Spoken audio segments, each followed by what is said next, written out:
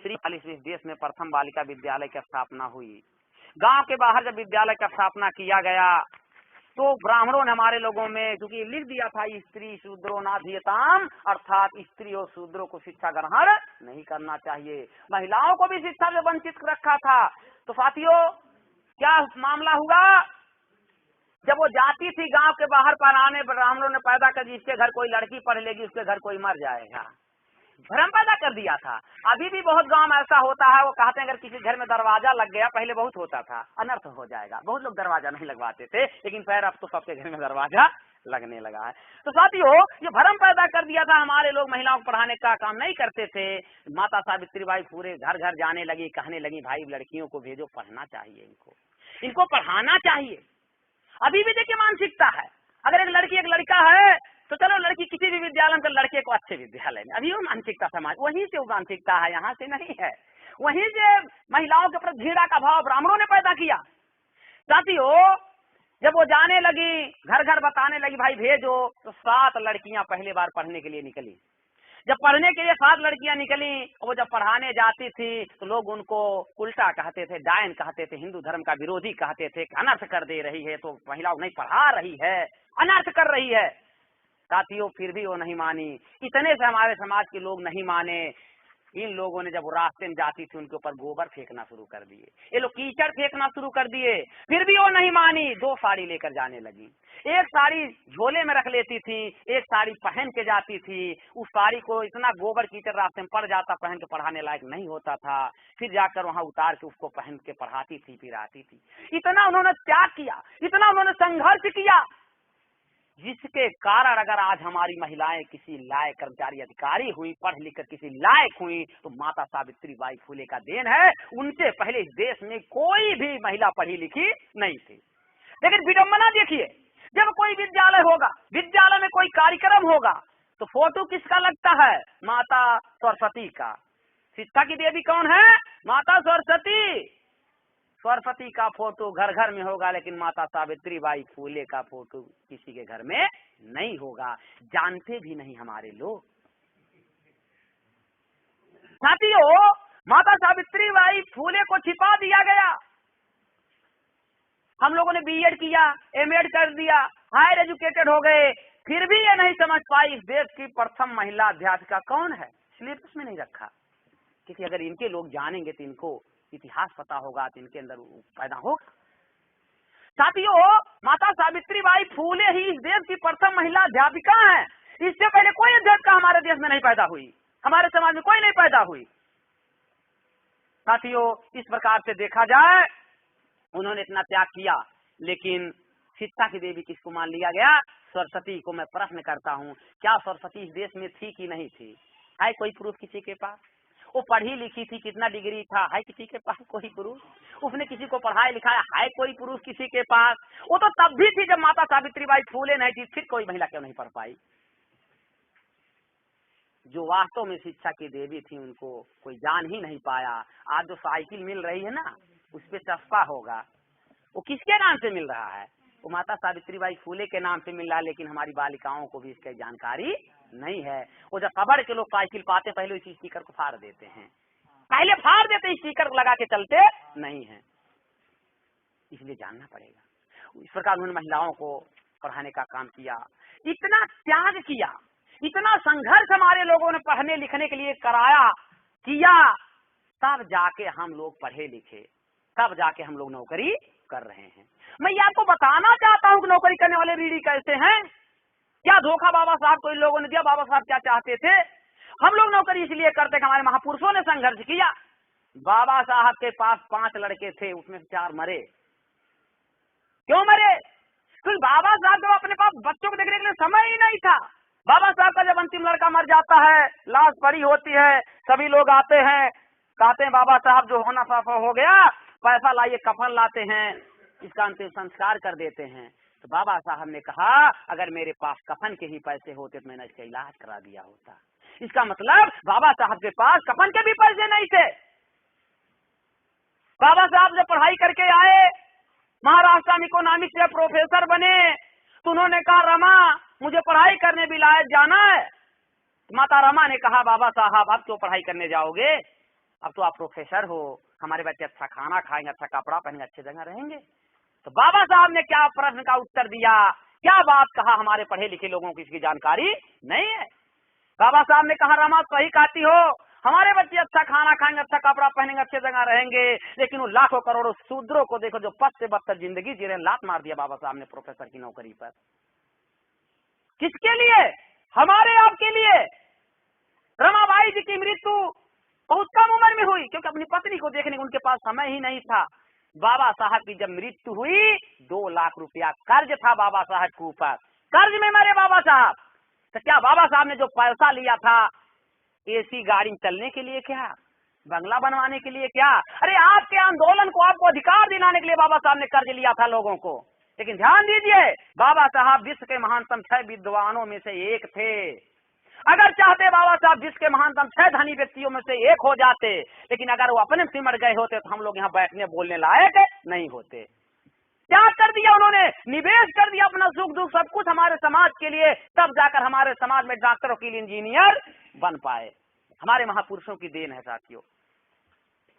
Bank में जो निवेश किया जाता है रिटर्न कई गुना मिलता है, बाबा साहब ने भी निवेश किया इस समाज के लिए, तब आज हमारे समाज में, इससे पहले कोई होता नहीं था। तो हम ऋणी हैं उन महापुरुषों के। दूसरी बात, जो हम लोग नौकरी पाए हैं, ये आरक्षण की बदौलत पाए हैं। यदि आरक्षण ना हो तो मैं चैलेंज करता हूं 95 का 99% लोगों को नौकरी मिलना नहीं, SC ST OBC को नौकरी मिलना नहीं। ये आरक्षण कैसे मिला? हमारे लोग सोचते हैं आरक्षण गरीबी उन्मूलन का साधन है, मेरे बाप की बकौती है। ऐसा नहीं मेरे साथी। नौकरी शब्द बाबा साहब ने नहीं प्रयोग किया संविधान में, रिप्रेजेंटेशन शब्द प्रयोग किया है। प्रतिनिधित्व का मामला है नौकरी। नौकरी प्रतिनिधित्व का मामला है। प्रतिनिधित्व क्या होता है? समाज के लिए, समाज की तरफ से काम करने वाला, अर्थात अपने समाज का काम करेगा। तो ये प्रतिनिधित्व का मामला बाबा साहब ने किया। ये गरीबी उन्मूलन का कोई साधन नहीं है, तो हमको आरक्षण मिला। लेकिन आरक्षण कैसे मिला इसकी भी जानकारी हमारे समाज को नहीं है। जैसे अनुसूचित जात को 21% आरक्षण मिला है, तो ये कैसे 21% मिला? क्यों नहीं 10% हुआ, क्यों नहीं 40% हुआ, क्यों 21% ही हुआ? कुछ न कुछ तो कारण होगा 21% होने का। ये साथियों, आरक्षण जो मिलता है संख्या के आधार पे, संविधान में विश्लेषण है, जिसकी जितनी संख्या उसकी उतनी हिस्सेदारी। तो अभी जब जनगणना हुई है, जब जनगणना करने वाले लोग आपके बीच में आए, तो जो आपके घर में पढ़े थे उनका भी नाम लिखे, जो अनपढ़ थे उनका भी नाम लिखे, जो लूले थे उनका भी, जो लंगड़े थे उनका भी, जो अंधे थे सबका नाम लिखा गया। सबका नाम लिखा जाता है। जनगणना होती तब हमारी संख्या होती है 21%। 21% होने से हमको आरक्षण मिलता है 21% संख्या के आधार पे। ये अलग बात, जो हमारे ओबीसी भाई हैं, इनकी संख्या 55 से 60% है, लेकिन इनको 27% क्रीमी लेयर के साथ। क्यों? क्योंकि साथियों, अभी तक ओबीसी की इस देश में गिनती होती ही नहीं। गिनती ना होने से हमारे ओबीसी भाइयों को अभी भी संख्या के आधार पर आरक्षण मिल नहीं पाया, जिसका मुद्दा हम लोगों ने उठा रखा। तो साथियों, जब गिनती होती 21%, तब हमारी संख्या इतना होगा, हमको आरक्षण 21% मिला। सपोज कीजिए अगर ये गिनती हमारी 10% होती, हमारी संख्या 10% होती, तो आरक्षण मिलता 10%। हो सकता हम लोग का उसमें नंबर ही ना आया होता। इसका मतलब पहले तो हम रीढ़ी महापुरुषों के, जिसने हमको पढ़ने लिखने के द्वार खोला। दूसरी बात, हमको समाज के, अब किसी व्यक्ति के नाम पे आरक्षण नहीं आया है। अनुसूचित जाति, ये जाति नहीं है, जातियों की एक सूची है, उसके नाम पे मिला है। ये समाज के नाम पे मिला है, आरक्षण किसी के नाम पे नहीं आया है।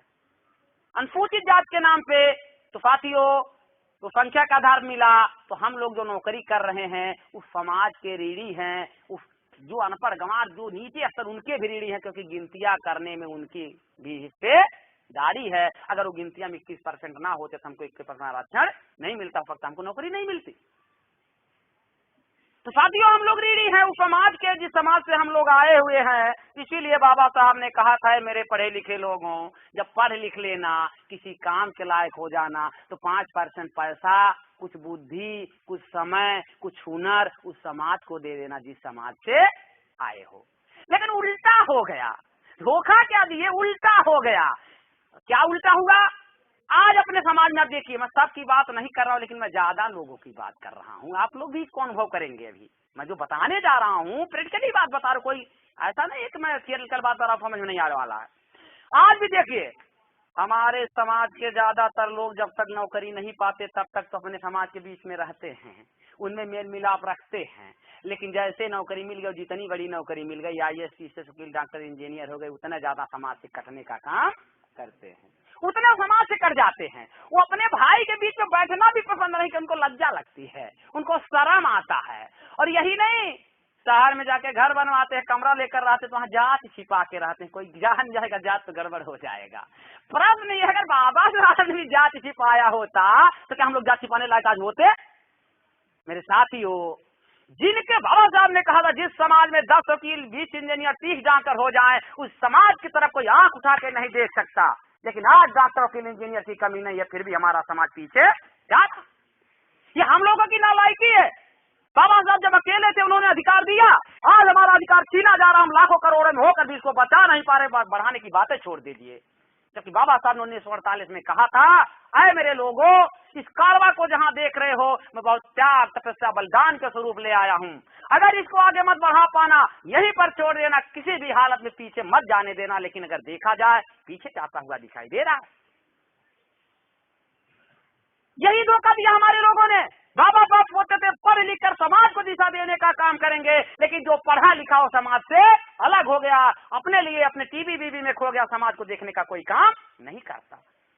हमारे कर्मचारियों का गुण क्या आज है हमारे समाज में? दूध का गुण। आप लोग दूध गर्म करते होंगे, जब दूध गर्म करते हैं तो मलाई ऊपर पड़ जाती है। जैसे गर्मी आती है, मलाई ऊपर पड़ना फिर एक परत पड़ जाती है। तो मलाई का यह गुण है, अगर कोई चीज ऊपर भी गिराओ तो मलाई रोक लेगी, नीचे नहीं जाने देती। मलाई का गुण है, परत बना लेती है। तो बाबा साहब सोचते थे उसी दूध, इसी समाज से जो पढ़ा लिखा ऊपर जाएगा तो कोई समस्या जब आएगी तो झेल लेगा, अपने लोगों को परेशान होने नहीं देगा। ऊपर क्योंकि इसके बाद बुद्धि, समय, हुनर, पैसा सब होगा, ये झेलेगा। लेकिन हमारे लोगों ने ये गुण नहीं अपनाया, ये गुण नहीं अपनाया। दूसरा गुण भी एक दूध का होता है। क्या? जब एक बार मलाई हो पड़ गई, दूध गर्म हो गया, तो अगर आप ठंडा कर दीजिए, सोचिए फिर मलाई उसी में मिल जाए, तो मलाई मिलती नहीं बल्कि इधर उधर फैल जाती है। ये हमारे लोग जैसे नौकरी पाए, जितने बड़ी नौकरी पाए, उतने समाज से कट गए, अपने समाज से मेल मिलाप करते ही नहीं है। ब्राह्मणी लड़की शादी करना शुरू कर दी हमारे लोग। बहुत से आप लोग मैं बता, इंजीनियर को बता सकता हूँ। मेरे साथियों, इसलिए हस्र हुआ, हस्र हो गया हमारे समाज का। जिनको बाबा साहब सोचते थे लोग समाज को देखेंगे, लोग समाज को देखने का काम नहीं किया। इसीलिए यही धोखा बाबा साहब को लोगों ने दिया। तो साथियों, ये संगठन इसीलिए बनाया गया है बाबा साहब, हम आपको धोखा देने वाले नहीं हैं। क्योंकि समाज में जो 2% कर्मचारी है, इन लोगों ने कहा बाबा साहब हम आपको धोखा देने वाले नहीं हैं, जो आपने कहा हम उसको करके दिखाएंगे, हम धोखा नहीं देंगे। 6 दिसंबर 1978 की इसकी स्थापना हुई, कर्मचारियों का संगठन है। लेकिन जो और कर्मचारियों के संगठन, ये कर्मचारी संगठन, इसमें अंतर है। और जितने कर्मचारी हैं, जब कर्मचारियों के ऊपर कोई दिक्कत आती है तब वो लोग बोलते हैं। जैसे अध्यापकों के वेतन भत्ते, प्रमोशन संबंधी कोई मामला आता है, तब शिक्षक परिषद खड़ा हो जाता है। रेलवे वालों को तो रेलवे खड़ा होता है, लेकिन सामान्य समस्या इस पे नहीं बोलता। लेकिन हमारा जो संगठन है ये कर्मचारियों का है, लेकिन केवल कर्मचारियों के लिए नहीं है, बल्कि उस समाज के लिए जिस समाज से हम लोग आए हुए हैं। अर्थात अगर हमारा विकास हो गया तो हमारे जो भाई सबसे नीचे हैं उनका भी विकास होना चाहिए, इसके लिए बनाया गया, इसलिए आपके बीच में आए हैं। तो साथियों, ये BAMCEF non political, non stative, non religious संगठन है। ये कोई राजनैतिक पार्टी नहीं है, ये ना किसी धर्म से किस धर्म को मानते, हमारा कोई हस्तक्षेप नहीं है। साथियों, तो ये वामसेफ करना क्या चाहता है? प्रश्न ये है कि भाई जब राजनीति वोट नहीं कर तो करोगे क्या आप लोग? तो साथियों, वामसेफ कोई अलग काम नहीं करता, महापुरुषों के मिशन को पूरा करना चाहता है। साहू जी का मिशन क्या था, बाबा साहब का मिशन क्या था, ज्योतिबा फूले जी का मिशन क्या, संत गाडगे जी का मिशन क्या था, दलाई सिंह यादव का मिशन क्या था, उसको पूरा करना चाहता है। तो 14 अप्रैल को हमारे लोग बाबा साहब की जयंती मनाते हैं और एक नारा लगाते हैं, बाबा तेरा मिशन अधूरा हम सब मिलके करेंगे पूरा। एक नारा लगता है, बाबा तेरा मिशन अधूरा, हम सब मिलके करेंगे पूरा। लेकिन जब उनसे पूछा जाए भाई साहब बाबा साहब का मिशन क्या था, तो उनको इसकी जानकारी नहीं। पूरा करेंगे लेकिन मिशन क्या था इसकी जानकारी नहीं है। अरे मैं मानता हूँ आप पूरा करोगे, लेकिन इससे पहले का मामला है क्या पूरा करोगे। तो हमारे लोग क्या करते हैं, वैसे बाबा साहब 1 दिन याद भी आते हैं, 365 दिन में 14 अप्रैल को याद भी आते हैं, बीच में याद भी नहीं आते। करते क्या है देख लीजिए। अब हमारे लोग डीजे कर लेते हैं, शराब पी लेते हैं, अबीर लगा खूब नाचते हैं, और इस कुछ गांव इससे भी ज्यादा बढ़ जाते हैं, गांव में रात को नौटंकी कर लेते हैं। यही तो करते हैं, बताइए इससे ज्यादा हम क्या करते हैं। यही हम लोग करते साथियों। तो क्या बाबा साहब ने ये कहा था यही मिशन है मेरा, ये मिशन है मेरा, नौटंकी नाच करने से, नाचने से, शराब पीने से मिशन पूरा होगा? मेरे साथियों, इसी बात की जानकारी समाज में ना होने से हम लोग बाबा साहब को मिशन को नहीं पूरा किए, बल्कि हम लोग मिशन को पीछे ले जाने का काम किए।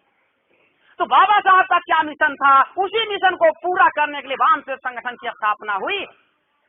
और इसमें ये तो वामसेव नौकरी करने वालों का है। 1990 में राष्ट्रीय मूल निवासी नाम का एक और संगठन जो नौकरी करने वालों का नहीं है।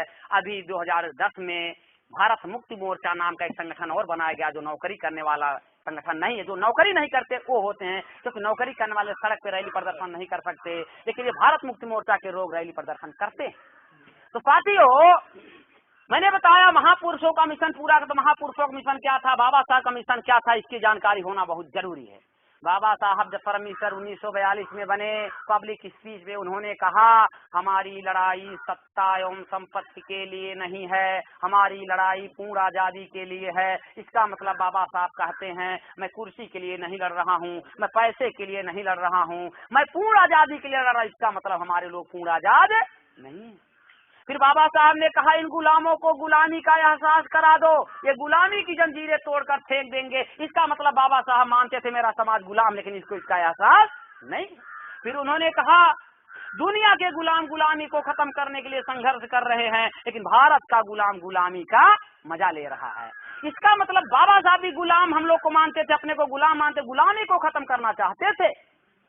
लेकिन प्रश्न ये आता है, आप लोग कहेंगे लगता है इनको इतिहास की जानकारी नहीं है, क्योंकि अभी अभी ये अगस्त का महीना चल रहा है, 15 अगस्त अभी अभी बीता है। हमारे लोग जो अध्यापक होंगे, विद्यार्थी होंगे, सभी लोगों को पता चला होगा, जो घर में होंगे उनको भी टीवी पे रेडियो पता चला होगा, क्योंकि हमारे प्रधानमंत्री भी लाल किला के प्राचीर से बोले हम 15 अगस्त 1947 को आजाद हो गए, आजाद हो गए, अर्थात हम लोग अंग्रेजों के गुलाम थे, आजाद हो गए। क्योंकि जो भारत में घटना घटित होती है, क्योंकि बाबा साहब कहते जो कौम अपना इतिहास नहीं जानती अपने भविष्य का निर्माण नहीं कर सकती। तो साथियों, तो आप लोग कहेंगे 15 अगस्त 1947 को हम आजाद हो गए। 15 अगस्त 1947 को क्या हुआ, अंग्रेज इस देश से गया, यही तो है, यही तो घटना घटित हुआ। 15 अगस्त 1947 को अंग्रेज इस देश से चला गया। आज अंग्रेज नहीं है, हम लोग अपने को आजाद मानते हैं, आजादी दिवस मनाते भी हैं। और माने क्यों ना, बचपन से तो यही सिखाया गया, यही तो हमने किया। इसका मतलब आजाद, इसका मतलब हम लोग अंग्रेजों के गुलाम थे। लेकिन एक मतलब इसका ये निकलता है, जब विश्लेषण कीजिए, अंग्रेज तो इस देश में 1600 ईस्वी में ईस्ट इंडिया कंपनी के साथ आया। पढ़े लिखे लोग बैठे हैं, इतिहास की जानकारी रखने वाले लोग हैं, कक्षा 8 में भी ये है। अंग्रेज ईस्ट इंडिया कंपनी के साथ 1600 ईस्वी में आया। इसका मतलब 1600 ईस्वी के पहले अंग्रेज इस देश में नहीं था। आज 15 अगस्त 1947 के बाद अंग्रेज नहीं, हम लोग अपने को आजाद मानते हैं। इसका मतलब हमारे दादा बाबा, हमारे पुरखे 1600 ईस्वी के पहले भी आजाद थे। क्यों आजाद थे? क्योंकि अंग्रेज था ही नहीं। अगर हम अंग्रेजों के गुलाम थे तो क्या आजाद थे? आइए उस समाज के सामाजिक व्यवस्था को हम लोग देखते हैं, थोड़ा देखना जरूरी है।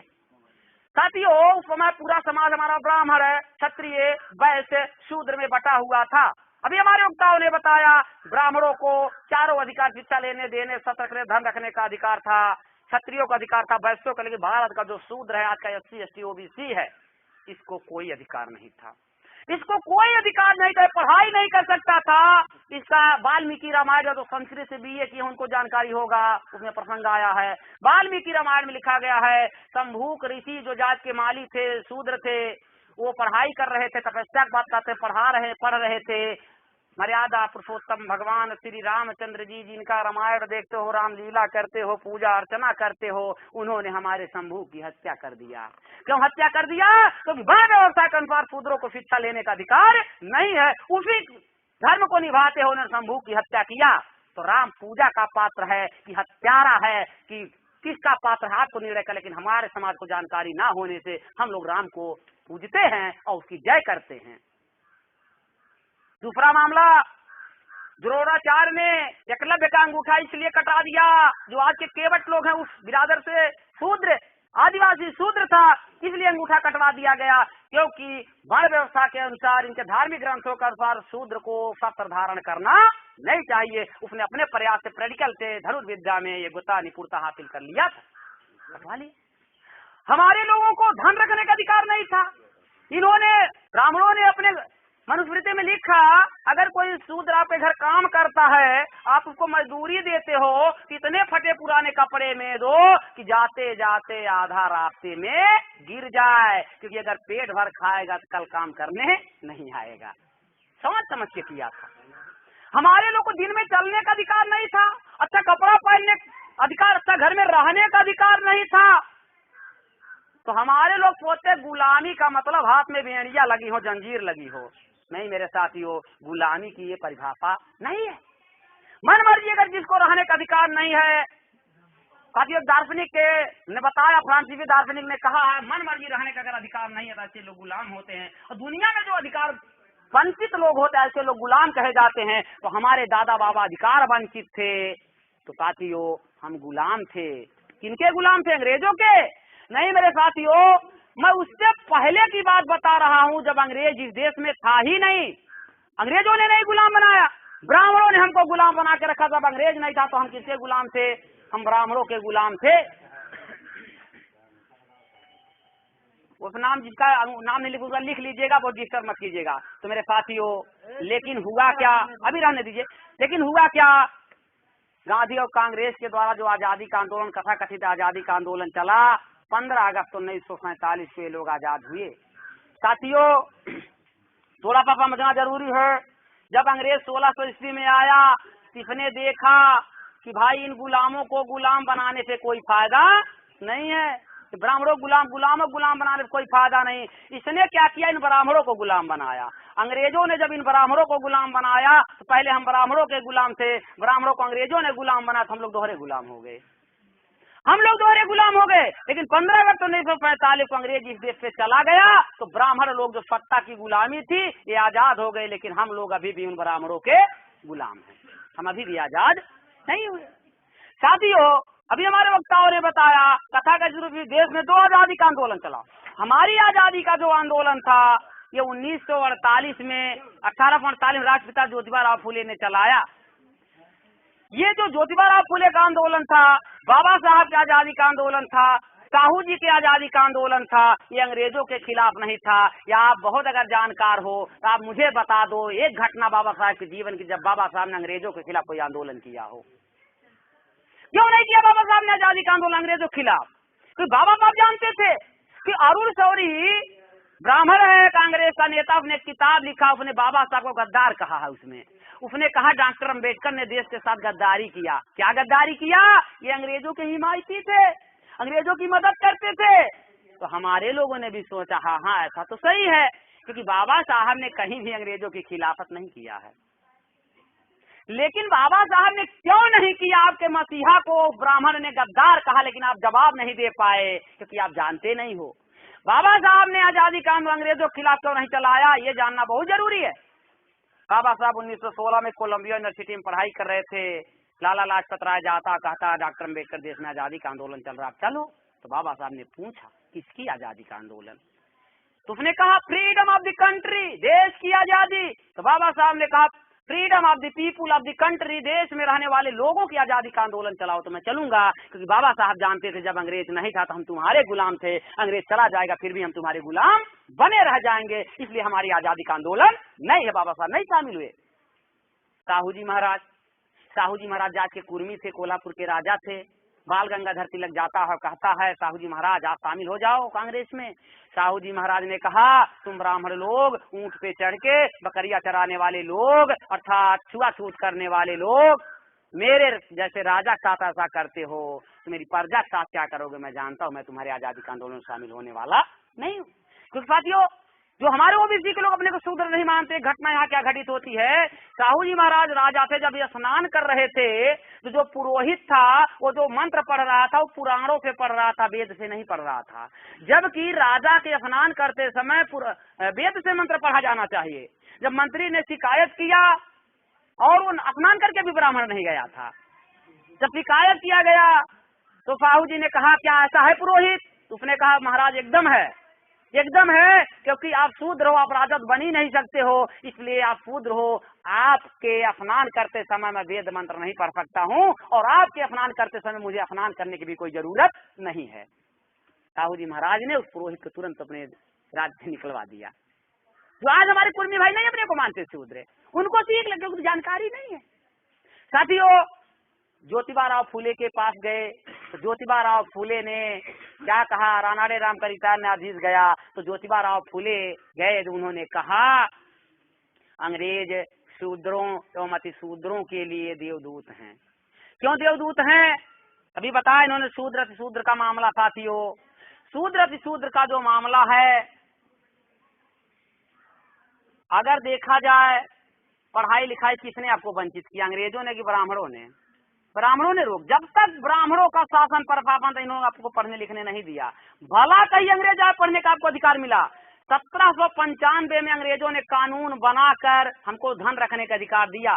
सती प्रथा इस देश में चलता था। साथियों, ऐसा घटना दुनिया के किसी देश में कोई उदाहरण नहीं मिलता। क्या होता था, जब किसी औरत का पति मर जाता था तो उस औरत को पति के चिता पे जला दिया जाता था।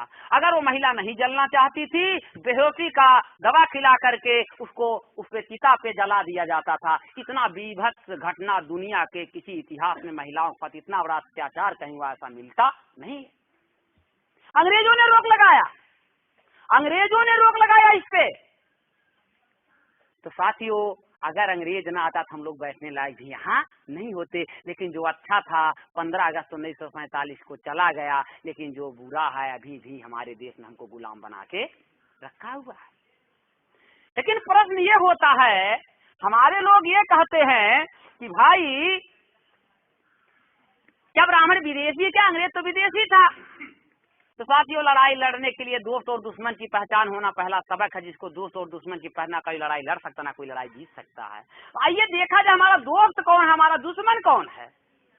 आज हमारे ओबीसी के लोग, अनुसूचित जाति के लोग आपस में लड़ते हैं, हम मुसलमान भाइयों पे लड़ने का काम करते हैं, जबकि जो वास्तविक शत्रु है उसको हम जानते नहीं, पहचानते नहीं। तो साथियों, जिस प्रकार से अंग्रेज विदेशी था वैसे ब्राह्मण भी विदेशी है। ब्राह्मण हमारे देश का रहने वाला नहीं है। ब्राह्मण विदेशी है, हमारे देश का रहने वाला नहीं है। मैं प्रूफ, ऐसे थोड़ी आप मानोगे, मैं प्रूफ दे रहा हूँ आपको। पहला प्रूफ इतिहास। इतिहास में कोई दूर का मैं नहीं देना चाहता। एक अच्छा का नागरिक शास्त्र है हमारा इतिहास। ये जो किताब है जूनियर में पढ़ाया जाता है, हमारे बहुत से अध्यापक पढ़ाते होंगे, आपके घरों में बच्चे पढ़ते, आप जाकर आज पढ़िएगा। उत्तर प्रदेश सरकार इसको पढ़वा रही है। इसका पाठ नंबर 4 खोलना है। पाठ नंबर 4 आप केवल पढ़ लीजिए।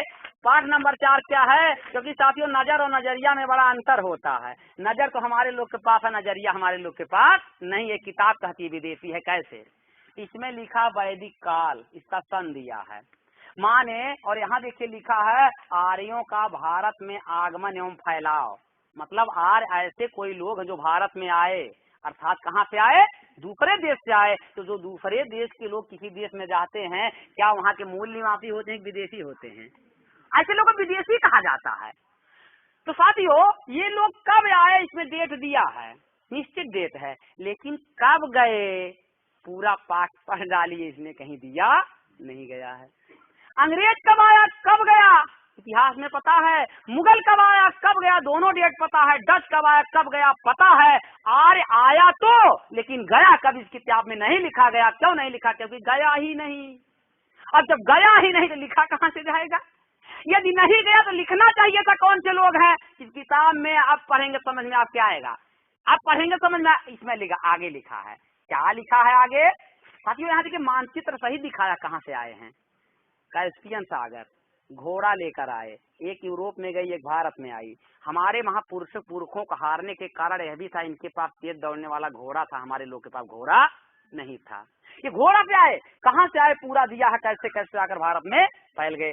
फिर इसी में देखिए दिया है, इसी किताब में आगे क्लियर किया है वर्ण व्यवस्था। वर्ण व्यवस्था क्या दिया है? आरंभ में आर्य 3 वर्गों में विभाजित थे, राजा, पुरोहित तथा अन्य। यह विभाजन उनके व्यवसाय पर आधारित परंतु कठोर नहीं था। जो यज्ञ करवाते थे वे ब्राह्मण कहलाते थे, जो युद्ध करते थे क्षत्रिय कहलाते थे, जो व्यापार करते थे वैश्य कहलाते थे। अर्थात आर्यों से ही तीनों लोग निकले हैं। आर्यों की 3 कैटेगरी हुई, ब्राह्मण, क्षत्रिय, वैश्य। और आर्य विदेशी से आया है, तो ब्राह्मण, क्षत्रिय, वैश्य क्या हमारे देश के हैं क्या? ये भी तो विदेशी है। और बाद में लिखा है, बाद में शूद्र नामक चौथा वर्ण मिलता, जिसमें युद्ध में हारे हुए लोग शामिल किए गए, युद्ध में हारे हुए लोग शामिल गए। और साथियों इसी में एक और आश्चर्यजनक मामला दिया है जो हमारे लोग ध्यान नहीं, संस्कृत का मामला। संस्कृत जो भाषा है, अभी आप देखिए, ब्राह्मण आपके यहाँ कथा कहने आता है तो 3 घंटा बैठाए रहेगा, और बाद में बीच में कुछ समझ में नहीं आता, अंत में इतने समझ में आता स्वाभाविक, ये बीच कुछ समझ में नहीं आता, क्योंकि संस्कृत भाषा हमारे देश की भाषा नहीं, विदेशी भाषा समझ में नहीं। अभी मैं अंग्रेजी बोलना शुरू कर दूंगा आपको, क्या आपको कुछ समझ में कोई फायदा है? और नहीं, शादी जब होता है, कोई ब्राह्मण शादी कराए तो दूल्हा दुल्हन को बैठा कर पूरा रात भर परेशान करता है और केवल संस्कृत बोलता है। क्या कहेगा? कुछ दूल्हा दुल्हन समझ में नहीं आया, लेकिन जब पैसा मांगना होता तो हिंदी में बोलता है, तब संस्कृत नहीं बोलता, कहता जजमान इतना, तब हिंदी बोलता है ताकि इसके समझ में आ जाए। लेकिन इससे पहले रात भर कोई हिंदी नहीं बोलता कि इसे समझ में ना। अरे आपको क्या क्या कह दिया, आप तो समझ ही नहीं पाए, समझ ही नहीं पाए। अब मैं अंग्रेजी बोलूं तो कितने पल्ले पड़ेगा भी, कोई फायदा आपके लिए अंग्रेजी में बोलूं? अरे कथा माने कहानी, ऐसा कुछ बताओ जिसका समझ में आ जाए। लेकिन समझ में आपको आ गया तो गड़बड़ हो जाएगा, समझ में ही तो नहीं आना चाहिए। इसलिए साथियों, क्योंकि संस्कृत भाषा विदेशी भाषा, हमारे देश की भाषा नहीं है। कैसे? मैं नहीं ये कुछ बोल रहा हूँ, ये आपकी किताब बोल, मैं केवल विश्लेषण कर रहा हूँ। लिखा है, क्या लिखा है? आर्यों की भाषा। यह कहना कठिन है कि सारे आर्य लोग एक ही नस्ल के थे, वे इंडो यूरोपियन परिवार की भाषा संस्कृत बोलते थे। अब भी यह अपने बदले हुए रूपों में यूरोप, ईरान एवं भारत में बोली जाती है। या इन भाषाओं के बोलने के ढंग की समानता आधारित, जैसे देखिए संस्कृत में पित्र कहा जाता है, इसको फारसी में पिदर कहा जाता है, लातिन में पाटर कहा जाता है, अंग्रेजी में फादर कहा जाता है। मिलान देखिए कैसा। और संस्कृत में मातृ कहा जाता है, फारसी में मादर कहा जाता है, माटर लातिन में, मदर अंग्रेजी में। ये विदेशी भाषा है, आर्यों की भाषा है। साथियों इस किताब में आप बहुत बढ़िया से पढ़िएगा, क्योंकि आज तक आपने पढ़ा, आप नहीं समझ पाए, इतिहास के आधार पे लोग विदेशी हैं। ये मैं नहीं कहता हूँ, ये जो उत्तर प्रदेश की सरकार, ब्राह्मणों ने बहुत प्रयास किया इसको बदलवाने का, लेकिन इतिहास बदल जाएगा अगर ऐसा करोगे। अब इतने गधे हम लोग नहीं रहेंगे, कुछ नहीं समझ पाएंगे। आप परिवर्तन करोगे तो कुछ ना कुछ तो हम लोग भी बाबा साहब के माध्यम से, महापुरुषों के माध्यम से कुछ तो जानकार होंगे। पहला प्रूफ ये विदेशी। दूसरा साथियों, दूसरा में था भाषा के आधार पे विदेशी। तीसरा संस्कार के आधार पे विदेशी। जनेऊ संस्कार ब्राह्मणों क्षत्रों वैश्य होता, लेकिन हम लोग का जनेऊ संस्कार नहीं होता है। इससे भी साथियों सिद्ध होता है ये लोग विदेशी हैं। यही नहीं साथियों, राहुल पांकृत्यायन, जिनका पूरा नाम था केदारनाथ पांडे, इन्होंने एक किताब लिखा वोल्गा से गंगा। जो लोग प्रतियोगी परीक्षाओं की तैयारी करते होंगे इनको इस किताब की जानकारी होगा। राहुल पांकृत्यायन आपके आजमगढ़ के थे। इन्होंने वोल्गा पे गंगा किताब में लिखा है, वोल्गा से गंगा तक हम लोग कैसे आए। वोल्गा यूरोप में है, गंगा हमारे देश में है। डिस्कवरी ऑफ इंडिया में पंडित जवाहरलाल नेहरू ने लिखा, हम आर्य उत्तरी ध्रुव से आए हुए लोग हैं, हम भारत में इनकी सेवा करने आए हैं। तो आपको लोगों को लगता होगा झाड़ू लगाने आए हैं। नहीं मेरे साथियों, ये लोग झाड़ू लगाने नहीं आए हैं, कांग्रेस और बीजेपी के माध्यम से लोग शासन ही तो कर रहे हैं। ये वही लोग हैं। बहुत से ऐसे प्रूफ हैं जो सिद्ध करते हैं ये लोग विदेशी लोग हैं। और साथियों आप शारीरिक बनावट के आधार पर इनको पहचान सकते हैं। स्विच ऑफ कर दीजिए साथियों, कोई स्विच ऑफ कर दीजिए, कोई मामला नहीं है, मोबाइल है वो तो कभी भी फोन आ सकता है। साथियों, डार्विन एक वैज्ञानिक हुआ, उसने एक किताब लिखा सर्वाइवल ऑफ द फिटेस्ट। उसने कहा जब कोई जीव किसी वातावरण में बहुत दिनों तक रहता है उसी अनुसार ढल जाता है। इन ब्राह्मणों को 3,500 साल हो गए हमारे देश में, अभी भी 90% ब्राह्मण देख के पहचान लिए जाएंगे। 10% मेल मिलाप हो गया, मिक्स हो गए, लेकिन 90% ब्राह्मणों को देख के आप पहचान लोगे कैसे? ब्राह्मण की जो नाक होती है लंबी होती है, उसका जो मत्था होता है चौड़ा होता है, गोरा कलर का होता है, हट्टा कट्टा होता है, ये उसकी पहचान है। हमारे मूल निवासियों में 90% या ज्यादा से ज्यादा लोग सांवले, काले, हल्के कद के, नाक चपटी, अगर वो गोरे भी हैं तब भी उनमें वो परिवर्तन है। मतलब 3,500 साल हो गया फिर भी अभी 90% ब्राह्मण आप पहचान लोगे। आप ध्यान करो, जितने ब्राह्मण क्षत्रियों को देखते हो ध्यान करो, अभी पता चलेगा हाँ 90% ऐसे ही इसी आकृति के मिलते हैं। साथियों, मैं बहुत नहीं बताना चाहता, मैं लास्ट पोजीशन बताना चाहता हूँ जिसने निर्विवाद सिद्ध कर दिया विदेशी है कोई, किंतु परंतु लेकिन नहीं रह गया। लास्ट प्रूफ देना चाहता हूँ, बहुत प्रूफ है। अंतिम बताना चाहता हूँ डीएनए टेस्ट। अभी आप लोग पेपर में पढ़ रहे होंगे, एक रोहित शर्मा नाम का लड़का, उसने दावा कर दिया है कि एनडी तिवारी मेरे पिता हैं, मैं उनका जैविक पुत्र हूँ। आए दिन पेपर में आ रहा है एनडी तिवारी 81 साल के हैं, सुप्रीम कोर्ट में मामला गया है, एनडी तिवारी कह रहे हैं भाई मैं 81 साल मेरा डीएनए टेस्ट ना कराओ। डीएनए क्या होता है जो पढ़े लिखे लोग जानते थे, वंशावली पता चलता है। अर्थात हमारे पिताजी जो थे उनका डीएनए मेरे शरीर में, मेरा डीएनए मेरे बच्चे में जाएगा और मेरे बच्चे के ये पीढ़ी दर परिवर्तित नहीं होगा, ट्रांसफर होगा, उनमें जाएगा लेकिन बदलता नहीं है। महिलाओं को महिलाओं में जाता है। तो साथियों, अमेरिका में ये डीएनए जो इनका है रोहित शर्मा का, लेकिन वो भाग रहे हैं, एनडी तिवारी करवाना नहीं चाहते। क्यों नहीं करवाना चाहते? अगर डीएनए टेस्ट हुआ तो ये पता चल जाएगा एनडी तिवारी ही रोहित शर्मा के वास्तविक पिता हैं। तो अभी जो रोहित शर्मा सड़क छाप है, जानते क्या परिवर्तन आएगा? पहचान का मामला है। पहचान होते हुए अभी जो नालायक औलाद उसके बाप का पता नहीं है तो उसके बाप का पता चल जाएगा, यही नारायण दत्त तिवारी। और उनके जो हिस्सेदार संपत्ति होगी उसमें उसकी हिस्सेदारी हो जाए, इसलिए वो भाग रहे हैं।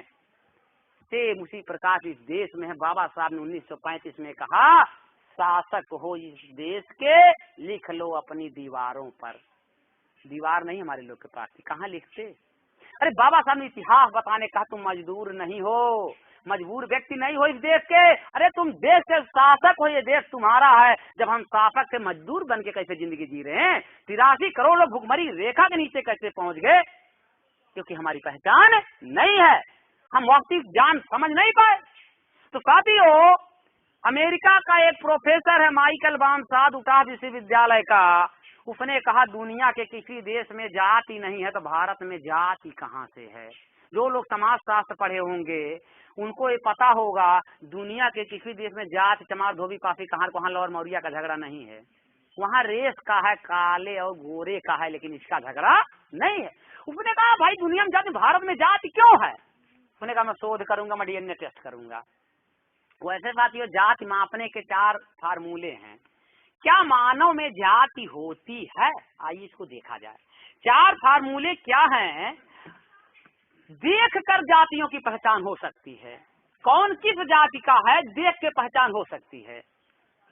लेकिन जब आपसे कोई पूछता है, देख के नहीं बताता आप किस जाति का, कहता भाई साहब किस जाति के हो, पूछता है। लेकिन अगर एक बकरी हो और एक हाथी हो, आप देखो तो क्या पूछोगे बकरी है कि हाथी है? पहचान हो जाती देखकर, बकरी छोटे कद की होती, हाथी बड़े कद का। लेकिन इंसान को देखकर ये नहीं कहा जा सकता किस जात को तुम हो। इसका मतलब जो पहला फार्मूला है शारीरिक आकार प्रकार मानव पे लागू नहीं होता है, ये फेल है जात को निश्चित करने में। जो लोग मेरी जात नहीं जानते होंगे ये मुझे बता नहीं सकते मैं किस जात का हूँ, पूछना पड़ेगा। या मैं जिसका नहीं जानता हूँ, लेकिन एक बैल लाइए, एक भैंस लाइए, तुरंत बता दूंगा, पूछूंगा नहीं ये भैंस है ये बैल, हर किसी के अंदर इस तरीका है, बता देगा। फेल पहला फार्मूला। दूसरा, भोजन। सभी जातियों के भोजन अलग अलग होते हैं। शेर मांस खाता बकरी पत्ती, लेकिन भोजन तो लगभग सभी जातियों के लोग वही करते हैं। यह भी फिर आवाज, जातियों की आवाज भिन्न होती है। मैं बोल रहा हूँ, मेरा आवाज सुन के कोई बता देगा किस जात के हैं? कोई दूर बोला बता सकता है, लेकिन मैं यहाँ हूँ, अभी यहाँ मैंने वहाँ गधा बोले, इधर भैंस बोले, तो मैं बता दूंगा गधा बोला, भैंस बोली आप भी बता दोगे गधा बोल रहा है भैंस, क्योंकि पशुओं में जाति होती है। गधा एक अलग जाति है, भैंस एक अलग जाति, बकरी अलग बोलती, ऊँट अलग बोलता है, जितने जानवर अलग अलग बोलियां बोलते हैं, लेकिन मानव के बोली को सुनकर कोई बता नहीं सकता। मतलब इसका भी फार्मूला फेल कि मानव में जाति नहीं होती। चौथा अंतिम फार्मूला, लैट्रिन विष्ठा जिसको कहते हैं। साथियों, सड़क के किनारे बहुत सी लैट्रिन पड़ी होती है। मैं ब्राह्मणों को नहीं कह रहा हूँ जिन लोगों ने जाति बनाया, मैं उनके पुरखे को, अगर ब्रह्मा भी कहीं हो वो भी चला आए, बता दे किस जात की लैट्रिन है वो। चमार की लैट्रिन है, ब्राह्मण की लैट्रिन है, धोबी की लैट्रिन है, मौर्य बता सकता है। जबकि नीलगाह की लैट्रिन अलग होती है, बकरी का अलग होता है, भैंस का अलग होता, हाथी का अलग होता। आप देख के बता ले जाओगे। आपका बैगन रात में कोई जानवर खा जाए, वहाँ लैट्रिन कर देगा, पता तो हाँ ये नीलगाह आया था। क्या मानव लैट्रिन से कोई पता कर सकता है? इसका मतलब जो जाति मापने के 4 पैमाने थे मानव पे लागू नहीं होता। ये मुख्यतः किस पे लागू होता? पशुओं पे। इसका मतलब पशुओं की व्यवस्था इसने हम मूल निवासी भाइयों पे लागू कर दिया, और हम गर्व से आज जात को ढोते चले जा रहे हैं। पशुओं की व्यवस्था उसने लागू कर दिया। और तुलसीदास ने बहुत आगे चल के भी उसने यही बात कहा है, शूद्र, गंवार, ढोल, पशु, सबको एक कैटेगरी पर रखा। किसको किसको? शूद्र, गंवार, ढोल, पशु, नारी, महिलाओं को भी, सबको एक के जगह रखा और पशु को भी शामिल किया। इसका मतलब ये लोग हमको पशु से ज्यादा और कुछ ज्यादा समझते नहीं है, उनको पता है। तो माइकल बानसाद आया 1 लाख लोगों का, 250 वैज्ञानिक सर्वे इंडिया का हैदराबाद विश्वविद्यालय 250 वैज्ञानिकों के लिया, ताकि ये लोग ना कहें तो विदेश कथा गलत करके चला गया। सर्वे हुआ, 1 लाख लोगों का खून लिया गया, त्वचा लिया गया, नाखून लिया गया, बाल लिया गया, और एक डीएनए टेस्ट हुआ, और इसकी रिपोर्ट 21 मई में डेट और पेपर सहित बता रहा हूँ। जिसको देखना इंटरनेट पे जाके देख ले, क्योंकि मैं जो भी बातें बोल रहा हूँ मैं प्रूफ के साथ बोल रहा हूँ। मैं जो कुछ कर रहा हूँ मेरी फाइल में कैद है, जिसको भी कुछ करना होगा मैं उसको प्रूफ तुरंत दे दूंगा। क्योंकि मैं बिना प्रूफ का, मैं पर्सनल उनको विदेशी नहीं कह सकता हूँ, मेरे में इतनी हैसियत नहीं है, लेकिन मैं जो कुछ बोल रहा हूँ तथ्य और तर्कों के आधार पे बोल रहा हूँ, और इसको चैलेंज कहीं कोई कर सकता है, क्योंकि ये चैलेंज बहुत पहले कोर्टों में हो चुका, हम लोग जीत चुके हैं मुकदमा, इसलिए बोलते हैं इसमें। तो साथियों, जब वो आया 21 मई 2001 को उसका रिपोर्ट छपा किस पेपर में? टाइम्स ऑफ इंडिया, जो अंग्रेजी का अखबार बहुत लोगों ने देखा नहीं है, जिन लोगों ने देखा होगा पढ़ा नहीं होगा, जो लोग पढ़े होंगे उनके समझ में नहीं आया, जिनके समझ में आया किसी बताए नहीं होंगे। बहुत लोग टाइम्स इंडिया अखबार नहीं देखे होंगे। उसमें छपा, हिंदुस्तान अमर उजाला, दैनिक जागरण में नहीं, आज सब लोग जान जाए इसको। क्या छपका? अनुसूचित जाति, अनुसूचित जनजाति, ओबीसी, इनके जो धर्म परिवर्तित मुसलमान भाई, सिख, बौद्ध, ईसाई हो गए, इनका डीएनए आपस में मिलता है, एकदम से मिलता है। लेकिन ब्राह्मण, क्षत्रिय, वैश्यों का डीएनए भारत के किन्हीं लोगों से नहीं मिलता। कैस्पियन सागर का जो क्षेत्र है, यूरोप के जो लोग हैं, इनसे मिलता है। अर्थात इसने भी, डीएनए ने भी मुहर मार दिया, ब्राह्मण, क्षत्रिय, वैश्य विदेशी हैं, भारत के मूल निवासी नहीं है। और विज्ञान के शोध को ब्राह्मण भी नकार नहीं सकता, क्योंकि जो विज्ञान के शोध को दुनिया के लोग मानते हैं, डीएनए को दुनिया संयुक्त राष्ट्र संघ भी आधार मानता, भारत की सुप्रीम कोर्ट भी मानती है। अगर ये लोग नकारेंगे तो दुनिया के लोग ब्राह्मणों को गधा घोषित कर देंगे, और ब्राह्मण गधा बनना नहीं चाहता है, इसने भी स्वीकृति दे दिया है। और आश्चर्य का मामला एक और आया, जो ब्राह्मण के घर की महिला है, जो हमारे घर की महिला है, इनका भी डीएनए आपस में मिलता है। ये बहुत बड़ा मामला है। पहले मेरे समझ में एक बात नहीं आता था कि भाई चलो हमारी बहन बेटी को तुमने नहीं पढ़ने दिया, ठीक है, तुमने हमारी बहन बेटी को शूद्र कहा, ठीक है, तूने अपनी बहन बेटी को, ये पहले समझ नहीं आता था, उसको क्यों शूद्र घोषित किया, उसको क्यों जलाने का काम किया, उसको पढ़ने से क्यों रोका? हमारे घर की महिलाओं थोड़ी अपने घर को भी रोक रखा था। अब ये समझ में आया क्योंकि ब्राह्मण जान, इसलिए कन्यादान करवाया। कन्यादान हमारे लोग करते हैं, और दान उस चीज का किया जाता है, अगर आपने किसी को दान दे दिया फिर उस पर आपका कोई अधिकार नहीं होता है। कन्यादान करवाया। क्या महिला कोई वास्तु है जिसको दान कर दिया जाए चली जाएगी? इस देश में देवदासी प्रथा शुरू की गई। क्या देवदासी प्रथा था? हमारे मूल निवासियों घर में जब कोई लड़की पहले पैदा होती, पहली लड़की होती थी, क्या प्रचलन था? वो ले जाकर मंदिरों में चढ़ा देते थे, और जो मंदिरों में कहते थे भगवान, और मंदिरों जब चढ़ा देते थे तो भाई पालन पोषण बड़ी हुई, तो बड़ी होती थी तो ये लोग अनैतिक काम उनके साथ करते थे, और जब बच्चा पैदा होता था तो छिपाना था, क्योंकि उसी भगवान से ब्याह करवाते थे। कहते थे भगवान से ब्याह ही है, ये देवदासी है, देव की दासी। पढ़े हैं, जानते हैं कि आप लिखा साथियों, ये देवदासी जो बच्चा पैदा होता था जानते उसे क्या कहते थे? हरिजन। हरि माने भगवान, जन माने माने उस इतिहास को जो ब्राह्मण जो करता था उसी को नाम देता था हरिजन। और महात्मा गांधी जो आए बाद में, उन लोगों ने भी हमको हरिजन कह दिया। हमारे बहुत लोग अभी भी हरिजन अपने को मानते। हरिजन शब्द गाली है, वहां से हरिजन शब्द आया है। कन्यादान करवाया, तमाम अत्याचार महिलाओं के ऊपर करने का काम किया। इसलिए साथियों, ये जो मामला है, ब्राह्मणों के घर की महिला हमारे घर की महिला एक हैं, एक हैं, ये अलग नहीं है। इसलिए उनको भी गुलाम बना के रखा है, डीएनए ने सिद्ध कर दिया। तो जब निर्विवाद रूप से सिद्ध हो गया है ये विदेशी हैं, तो इनको देश में रहने का जायज अधिकार नहीं है। यदि रहना भी है तो हमारे अनुसार रहें, जैसा मैं कहता हूँ वैसा। संयुक्त राष्ट्र संघ का कानून कहता कोई विदेशी किसी देश में रह सकता है, लेकिन वहाँ के लोकतांत्रिक प्रक्रिया में हस्तक्षेप नहीं कर सकता। या वहाँ के से मैं आपके घर आया हूँ तो मैं आपको, चलो आप वहाँ बैठो, चलो आप ये करो, आप वो करो। अरे आप जहाँ मुझे बैठाओगे मैं बैठूंगा, जो खिलाओगे खाऊंगा, ये तो मामला है। ये आए हमारे देश में, हम कहते हैं अनुसूचित जाति के लोग 21% रहो, ओबीसी के लोग 27% रहो, माइनॉरिटी के लोग इतने परसेंट में रहो, 50% में हम रहेंगे, 3% के लोग 50% में रहेंगे। ये मामला जानना बहुत जरूरी है, समझना बहुत जरूरी है। तो साथियों, थोड़ा सा जानना, इतिहास में थोड़ा सा जानना बहुत जरूरी है। कुछ इतिहासकार मानते हैं सिंधु घाटी सभ्यता के विकास का मामला जो है, हमारे लोग मानते हैं कि ये खेती करने आए, पशु पालने आए, कुछ कहते आक्रमणकारी थे, आक्रमण करने आए। इस महिलाओं का जो डीएनए से सिद्ध हो गया ना, खेती करने नहीं आए, क्योंकि खेती करने में महिलाओं को शामिल किया जाता है, लेकर आते। पशु पालने आते तो महिलाओं को लेकर आते। ये आक्रमणकारी थे, आक्रमण करने आए, क्योंकि युद्ध में महिलाओं को बाधा कभी भी माना जाता, उस समय भी माना जाता था, इसलिए महिला लेकर नहीं आए, तो सिद्ध होता आक्रमणकारी से आक्रमण करने आए।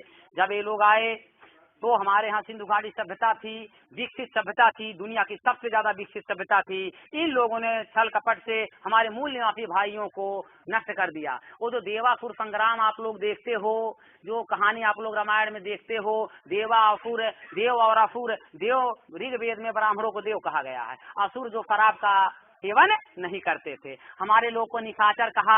निशाचर का क्या मतलब था? ये ब्राह्मण लोग गाय खाते थे, हमारे लोग जो गाय पालते थे ये रात में चोरी करके ले जाकर मार के खा जाते थे। तो जो हमारे लोग जो रक्षा करते थे, रात में लाठी लाठी लेकर गांव के बाहर खड़े होते थे, उनको निशाचर कहते थे। ब्राह्मण कहता है निशाचर है क्योंकि रात में चलता, रात में रखवारी करता है। राक्षस रस झाग से बना, जो रक्षा नहीं करते थे, दान देने वाले। लेकिन आज जब टीवी पे सीरियल आता है, रामायण में आता है, जब दानव मारा जाता है, राक्षस मारा जाता, देव जीतता, हमारे लोग बहुत खुश होते हैं। मारा गया, अच्छा हुआ। लेकिन वो कौन है राक्षस? वो कौन? वही हमारे पुरखे हैं भाई। वो मारे जा रहे हैं, लेकिन हमको खुशी होती है। क्यों खुशी? क्योंकि हमको अपनी सही इतिहास की जानकारी नहीं। हम लोग वही राक्षस है। ब्राह्मण भी हमको राक्षस कहता है। आप जाओ अपनी कुंडली निकलवाओ, देखो राक्षस लिख के जरूर आपको देगा, राक्षस लिख के ही देगा। इसलिए साथियों, हम ही लोग, हमारे पुरखे, इन लोगों ने हमारे लोगों को किया। तो साथियों, किसी को गुलाम बनाना आसान है, उसको गुलाम बना के रखना कठिन है। इसलिए हम लोग, हमारे लोग जब युद्ध में हारे तो इनको गुलाम बनाया गया। गुलामों को एक ना पहचान शूद्र नाम दिया गया। लेकिन साथियों, फिर महामानव गौतम बुद्ध का जन्म होता है 563 ईसा पूर्व में। बुद्धा ने कहा दुख है, दुख का कारण है, निवारण है, निवारण का उपाय। तो बुद्धा ने देखा ये जो असमानता है, ये जो हमारे समाज में समस्याएं हैं इसका क्या कारण है, तो उसका कारण क्या है, उन्होंने ब्राह्मणी व्यवस्था को देखा। तो बुद्धा ने ब्राह्मणी व्यवस्था को ध्वस्त करने के लिए कहा तर्क करो। बुद्धा भी हमारे वक्ताओं ने बताया, बुद्ध ने कहा किसी बात को इसलिए मत मानो बहुत मोटी किताब में लिखा गया है, किसी बात को इसलिए मत मानो बहुत लोग मानते हैं, किसी बात को इसलिए मत मानो बहुत दिनों से मानी जाती है। तर्क करो, मानने लायक हो मानो, नहीं तो ना मानो। लेकिन आज देखिए ब्राह्मण कहता है जानो मानने की जरूरत, मानो जानने की जरूरत नहीं है, मैंने जान लिया है, तुम मान लो जो मैं कहता हूँ। तर्क कहता जो तर्क करता है वो बहुत पापी है, लिखा है ऐसा। बुद्धा ने तर्क की बात कहा, तर्क साथियों, लेकिन क्या हमारे लोगों ने तर्क किया? अगर अभी आप लोग इनके जो देवी देवता इनकी जो व्यवस्था तर्क करना शुरू कर दो, सब के सब ध्वस्त हो जाएंगे। मैं छोटा सा केवल उदाहरण एक देना, क्योंकि इतना समय नहीं मैं बहुत तर्क करके दिखाऊं, लेकिन पोस्टमार्टम आपने सुना है? जब कोई मर जाता है उसका पोस्टमार्टम होता है, उससे क्या पता चलता है कैसे मरा, जहर खाया था, गला घोंटा गया, कैसे मरा पता चलता है। तो आइए हम थोड़ा सा तर्क करते हैं। क्योंकि बुद्ध ने तर्क की बात कहा, जिन व्यवस्था को थोपा के ऊपर थोड़ा सा तर्क करके मैं आपको दिखाना चाहता हूँ। थोड़ा सा पोस्टमार्टम करना चाहता हूँ इनके देवी देवताओं का, जो हम लोग गुलाम बना के रखे हैं। पोस्टमार्टम माने के लिए अभी आपको डॉक्टर बना दूंगा, आप लोग पोस्टमार्टम करना सीख जाएंगे। तरह पानी दीजिए। चलिए कहानी आती, मैं अपनी नहीं बता रहा हूँ। आपके घर में शादी विवाह जब होता है तो गणेश का एक फोटो होता, कार्ड जब आता उसमें गणेश जरूर छपा होता है। क्या आप लोग जानते हो गणेश क्यों छपते हैं? आखिर गणेश क्यों? आइए गणेश की उत्पत्ति के बारे में क्या है जो ब्राह्मणों ने बताया, फिर मैं भी बुद्धा की बात रखूंगा, तर्क रखूंगा, लेकिन मैं पहले गणेश की बात करता हूँ। गणेश की उत्पत्ति के बारे में हम लोग को बताया गया है कि पार्वती जी एक बार स्नान कर रही थी, शंकर जी दरवाजा तो था नहीं, रखवारी करे और निर्वस्त्र होकर कर रही थी, उनको डर था कोई आ जाएगा, लज्जा था। तो शंकर जी चूंकि गजेड़ी से इधर उधर कहीं चले गए तो पार्वती को डर लगा, तो उन्होंने मैल रगड़ा अपने शरीर से और गणेश बना दिया, और गणेश रखवाली करने लगे वहाँ। जब गणेश वहाँ रखवाली करने लगे तो शंकर कहीं से आए तो जाने लगे, तो उसने कहा कहाँ जा रहे हो? माता श्री स्नान कर रही हैं। शंकर को बड़ा गुस्सा, साला ये कौन है, अभी तो कोई नहीं था, कौन आ गया? शंकर को बड़ा गुस्सा, टीवी में देखकर त्रिशूल निकाल के मारे और उसका गला कट गया। पार्वती जी को बड़ा गुस्सा आया, आपने मेरे बेटे की हत्या कर दिया। उन्होंने कहा देवी गुस्सा मत करो, मैं जीवित कर दूंगा। लेकिन रात में क्या हुआ, जो गला था बिल्ली लेकर भाग गई। जब बिल्ली लेकर भाग गई तो उन्होंने कहा देवी धैर्य रखो। उन्होंने अपना त्रिशूल फेंक दिया, उड़ता हुआ जाता है, और कहा जो भी पहला मिले काट ले आओ। हाथी मिला और काट के उसका गला ले आए। मैं अपनी बात अभी नहीं बता रहा हूँ, बुद्ध की बात अभी नहीं, ये कहानी पहले क्या है, तब तो फिर तर्क लागू करेंगे। तो काट के लाता है और गणेश का सेट कर दिया जाता है, इनके गले पे सेट कर दिया गया। आज भी देखिए ऊपर हाथी है, नीचे आदमी, यही है ना, यही कहानी। आइए विज्ञान लागू करते हैं, तर्क लागू करते हैं। चलिए साथी, प्रश्न ये है, अगर कोई आपका भाई हो एक्सीडेंट हो जाए, डॉक्टर कहता खून की बड़ी जरूरत है, खून नहीं मिलेगा जान बचाना मुश्किल है, तो क्या आप अपना खून दे देंगे? वैसे चढ़ा देगा डॉक्टर, चेकिंग करेगा, ब्लड मिलाएगा, ग्रुप मिलाएगा। अगर उसी ग्रुप का खून है तो आप दे सकते हो, नहीं तो दे नहीं सकते हो। यहाँ तक भाई भाई का खून आपस में नहीं मिलता, पिता पुत्र का खून नहीं मिलता, माता पुत्री का खून नहीं मिलता, तो क्या हाथी और आदमी का खून आपस में मिल सकता है? तो उनका ऊपर जब हाथी है नीचे आदमी कैसे हुआ? इसका मतलब 100% ये गलत है। चलिए मानता हूँ भाई मिल भी गया, किसी प्रकार मिला दिया, जुगाड़ लगा दिए कोई। आदमी का गला इतना पतला, हाथी बच्चा भी होगा इतना मोटा, सेट कैसे हुआ? माँ तो लटकना चाहिए था, सेट कैसे हुआ? क्या इसमें कोई सच्चाई दिखाई पड़ती है? और आगे क्या हुआ? चलो सेट भी किसी प्रकार हो गया। गणेश की सवारी क्या है? चूहा। आप भाई गणेश के चूहे खड़े हो जाकर 1 इंच घुसा दे, चाहे घुसा दो, क्या वो लेकर चल सकता है उनको? कोई सच्चाई? चलो मामला ये है, बच्चा पैदा होता है, बहुत दिनों तक चल फिर नहीं सकता है, लेकिन तुरंत रखवाली करने लगे। क्या कोई है? ऐसा हो सकता है? बच्चा एक प्रक्रिया के तहत पैदा होता है, मैल से बच्चा पैदा हो गया, कितना मैल उनके शरीर में था, कभी स्नान स्नान नहीं करती थी क्या? मैं आपको ये दिखाना चाहता हूँ, आपको कहीं सच्चाई दिखाई पड़ती है लेकिन बेवकूफ बनाया गया, बेवकूफ बना। गणेश का मतलब है मूर्ख बनाओ। जैसे हमारे लोग को कहते हैं, कोई इसी काम को कहते हैं श्री गणेश करो, शुरुआत करने के लिए कहते हैं श्री गणेश करो, अर्थात मूर्खता शुरू करो। श्री गणेश का मतलब है मूर्खता शुरू करो। क्या कोई सच्चाई दिखाई पड़ती है? नहीं मेरे साथियों, कहीं नहीं सच्चाई दिखाई पड़ती। आप देखो, अभी मैं आ रहा था तो मैंने मास्टर से कहा, यही पर जो दुकान है, तो एक कमरा जो आप यहाँ आते हैं, एक कमरा जो अंतिम है उसमें पुईरा माटी बांस लगा करके एक लोग खड़ी की गई है वहाँ पर, माता जी, जो अभी आप माता बन जाएंगी थोड़ी दिन में। अभी वो पुईरा माटी है, अभी कल वो माता बन जाएंगी, दुर्गा माँ बन जाएंगी। आइए दुर्गा माँ के देखते हैं थोड़ा। देखिए भाई, दुर्गा माई को 12 हाथ, 8 हाथ, 8 हाथ, 12 हाथ। मैं कहता किसी महिला की एक लड़की पैदा हो 3 हाथ हो, जिसको पैदा होगा वो भी नहीं छुएगी। कहीं राक्षस है, छुएगी नहीं, डरेगी। 12 8 हाथ वाले हमारी महिलाएं कैसे पूछती हैं? क्या कहीं पर आप लोग देखते हैं डॉक्टर के यहाँ हड्डी का स्ट्रक्चर होता, बॉडी में कहीं ऐसा स्ट्रक्चर है कि किसी को 12 हाथ हो सकता है? अगर 12 8 हाथ हो तो ब्लाउज कौन सिलता होगा, पहनती कैसे होगी? कौन था दर्जी, कितना टेक्निकल रहा? क्यों हाथ तो भाई सिलते हैं, क्या सिल सकते हैं 12 हाथ वालों का? मतलब आप मानते हो मेरा कोई मामला नहीं भाई, फायदा मानो, मैं नहीं कहा, लेकिन मैं तार का प्रस्तुत कर रहा हूँ। मानो कही होता माने ना साथियों। देवी का मतलब होता है हिंदी में देने वाली, जो देती उसे क्या कहता? देने वाली देवी कहा जाता। माता देवी है, जन्म दिया, अपने गीले कपड़े पे सोई, आपको सूखे पे सुलाई।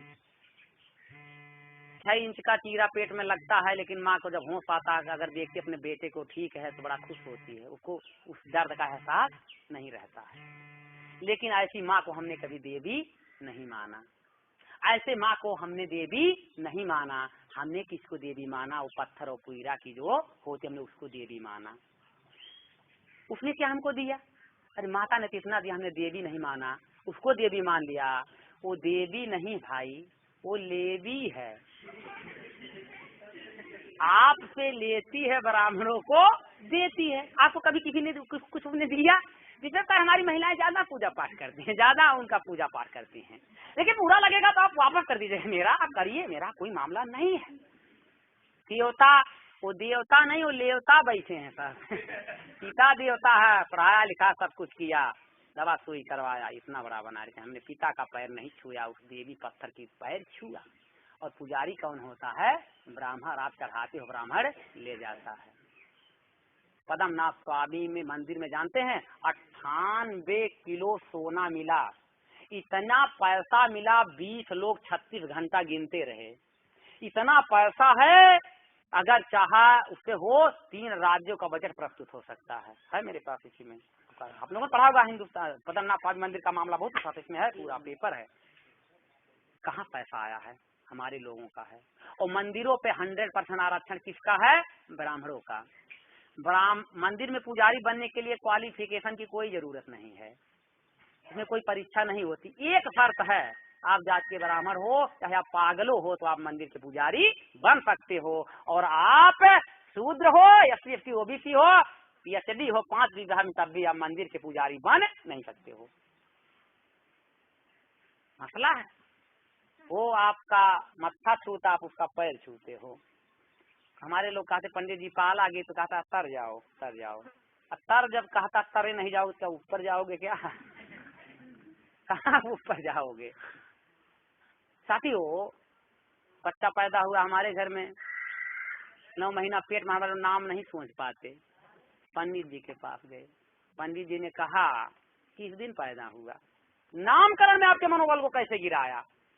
अपने लोगों का नाम रखता है तो ज्ञान से सूचक, जैसे वेद प्रकाश, ज्ञान प्रकाश, विद्यासागर, ऐसा नाम से ज्ञान पता चलता है। क्षत्रियों का रणविजय सिंह, विश्व विजय सिंह, कौन सिंह, ऐसा नाम के शक्ति पता चलता है नाम लेने से। और वैश्यों का धन सूचक, लक्ष्मीमल, करोड़ीमल, हीरालाल, साहू, ऐसे ऐसे लगेगा। लेकिन जब शूद्रों का हुआ और जब गए, इस दिन पैदा हुआ बुध को, लड़का है तो बुधई और लड़की है तो बुधनी। क्या नाम रखता है? फेंकू, बहाऊ, घिसियावन, रिसियावन, डेबई, घिसिया, मतलब ऐसा नाम छी छी छी छी सुनने से लगता है।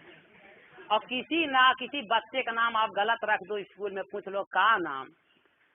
एक अधिकारी थे, उनसे मिलने गए, पीसीएस थे, तो उन्होंने लिखा था जी प्रसाद। मैंने कहा साहब जी प्रसाद का मतलब? तो उन्होंने कहा गोबरी प्रसाद। पीसीएस थे तो बेचारे कितना छिपा रहे थे अपने नाम को, गोबरी प्रसाद। पीसीएस थे, मनोबल गिराया। लेकिन गुलामी देखिए, हमारे लोग नाम रखने लायक नहीं हुए। लड़का है आपका, शादी विवाह आपने तय कर दिया, खर्च आएगा आप देखोगे, लेकिन लगन कौन धरेगा? ब्राह्मण। वो लगन नहीं लगाम लगा दिया है, जहाँ कहेगा वहीं करोगे। आप क्यों नहीं कर पाते हो? ये मैं पूछता हूँ। घर आपने बनवाया, गिरी प्रवेश कौन कराएगा? ब्राह्मण। हमारे घर जब कोई पुरनिया, पहले बहुत होता, कम होता है, अब तो जागृति आ गई ना, लेकिन होता अभी भी कुछ मायनों में। तो जब कोई बुजुर्ग होता था, उसका प्राण जल्दी नहीं निकलता था, तो ब्राह्मण आता था, तो लोग ले आते थे गाय छुआने के लिए।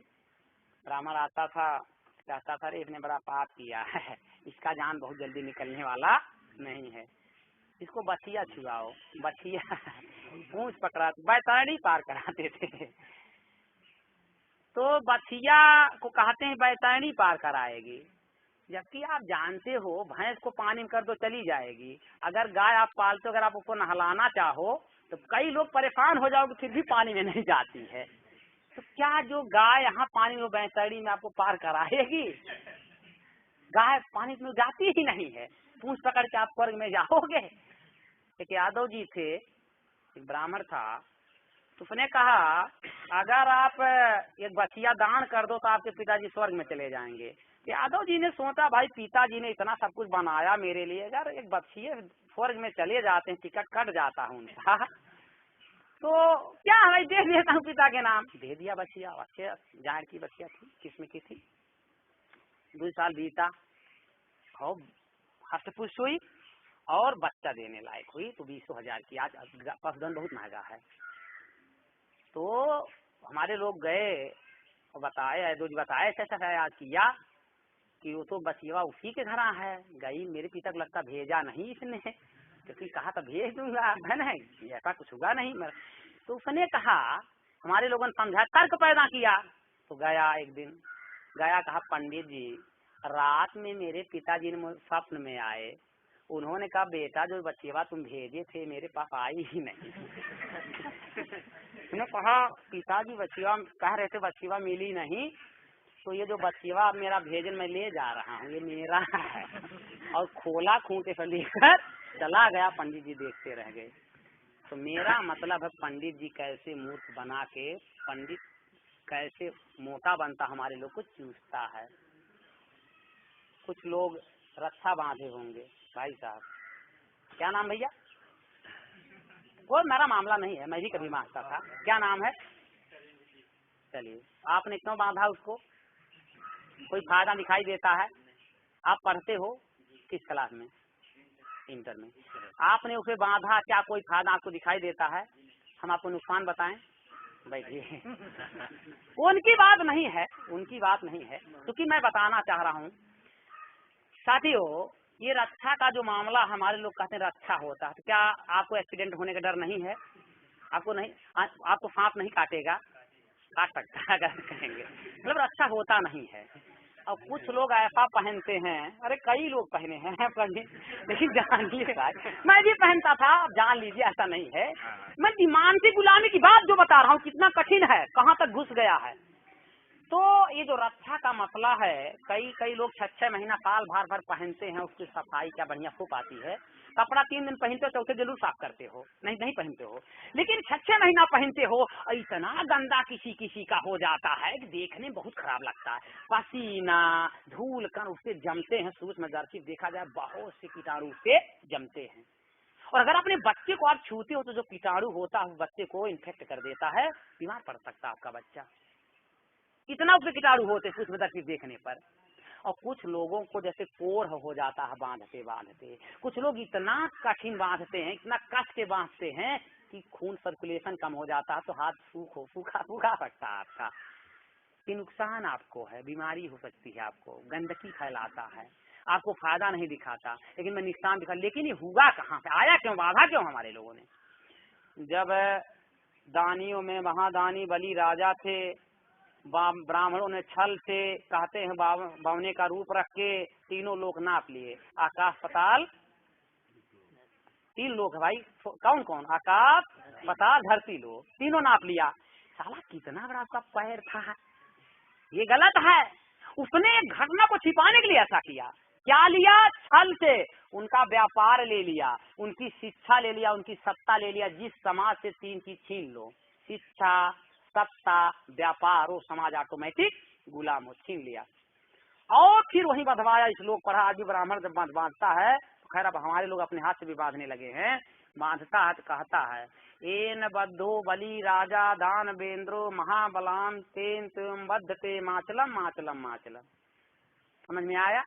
नहीं इसीलिए तो बंधवा लेते हो। कहता है, जिस प्रकार से मैंने दानियों में महादानी तुम्हारे बलि राजा से अधिकार छीना, गुलाम बनाया, तुमको भी उसी प्रकार बना रहा हूँ। जो कहेगा मानोगे, मानूंगा मानूंगा। और कुत्ता 2 प्रकार के, पालतू या फालतू। पालतू की पहचान होती गले में पट्टा होता है, कोई कुत्ता है पट्टा और पालतू है। तो ब्राह्मण जिसके हाथ में देखता, हाँ अभी अम्बेडकर के बारे में बहुत कम जानता है, फूले के बारे में बहुत कम जानता है, अपने इतिहास को बहुत कम जानता है, ये हमारी बात मानेगा जिसके हाथ में देखता है। ब्राह्मण 5 रुपए तागा से शिव बाबा 500 रुपया कमाता है। 5 रुपए तागा 10-10, 15-15 रुपया ले लेता बंधाई, टीका लगा करके कमाई देखिए उसका। तो साथियों बहुत मामला मैं कई दिन तक बताऊंगे, खत्म होने वाला नहीं है। मेरा मसला आपके दिमाग में वैचारिक दृष्टिकोण पैदा करना। जब बुद्धा ने तर्क की बात किया तो ब्राह्मणी व्यवस्था ध्वस्त हो गई। जब ब्राह्मणी व्यवस्था ध्वस्त हो गई तो मौर्य वंश की स्थापना हुई, मौर्य स्वर्णिम युग हमारे देश में आया साथियों। लेकिन पुष्यमित्र शुंग नाम के ब्राह्मण ने बृहद रथ की हत्या करके पुनः ब्राह्मणी व्यवस्था की स्थापना कर दिया इस देश में।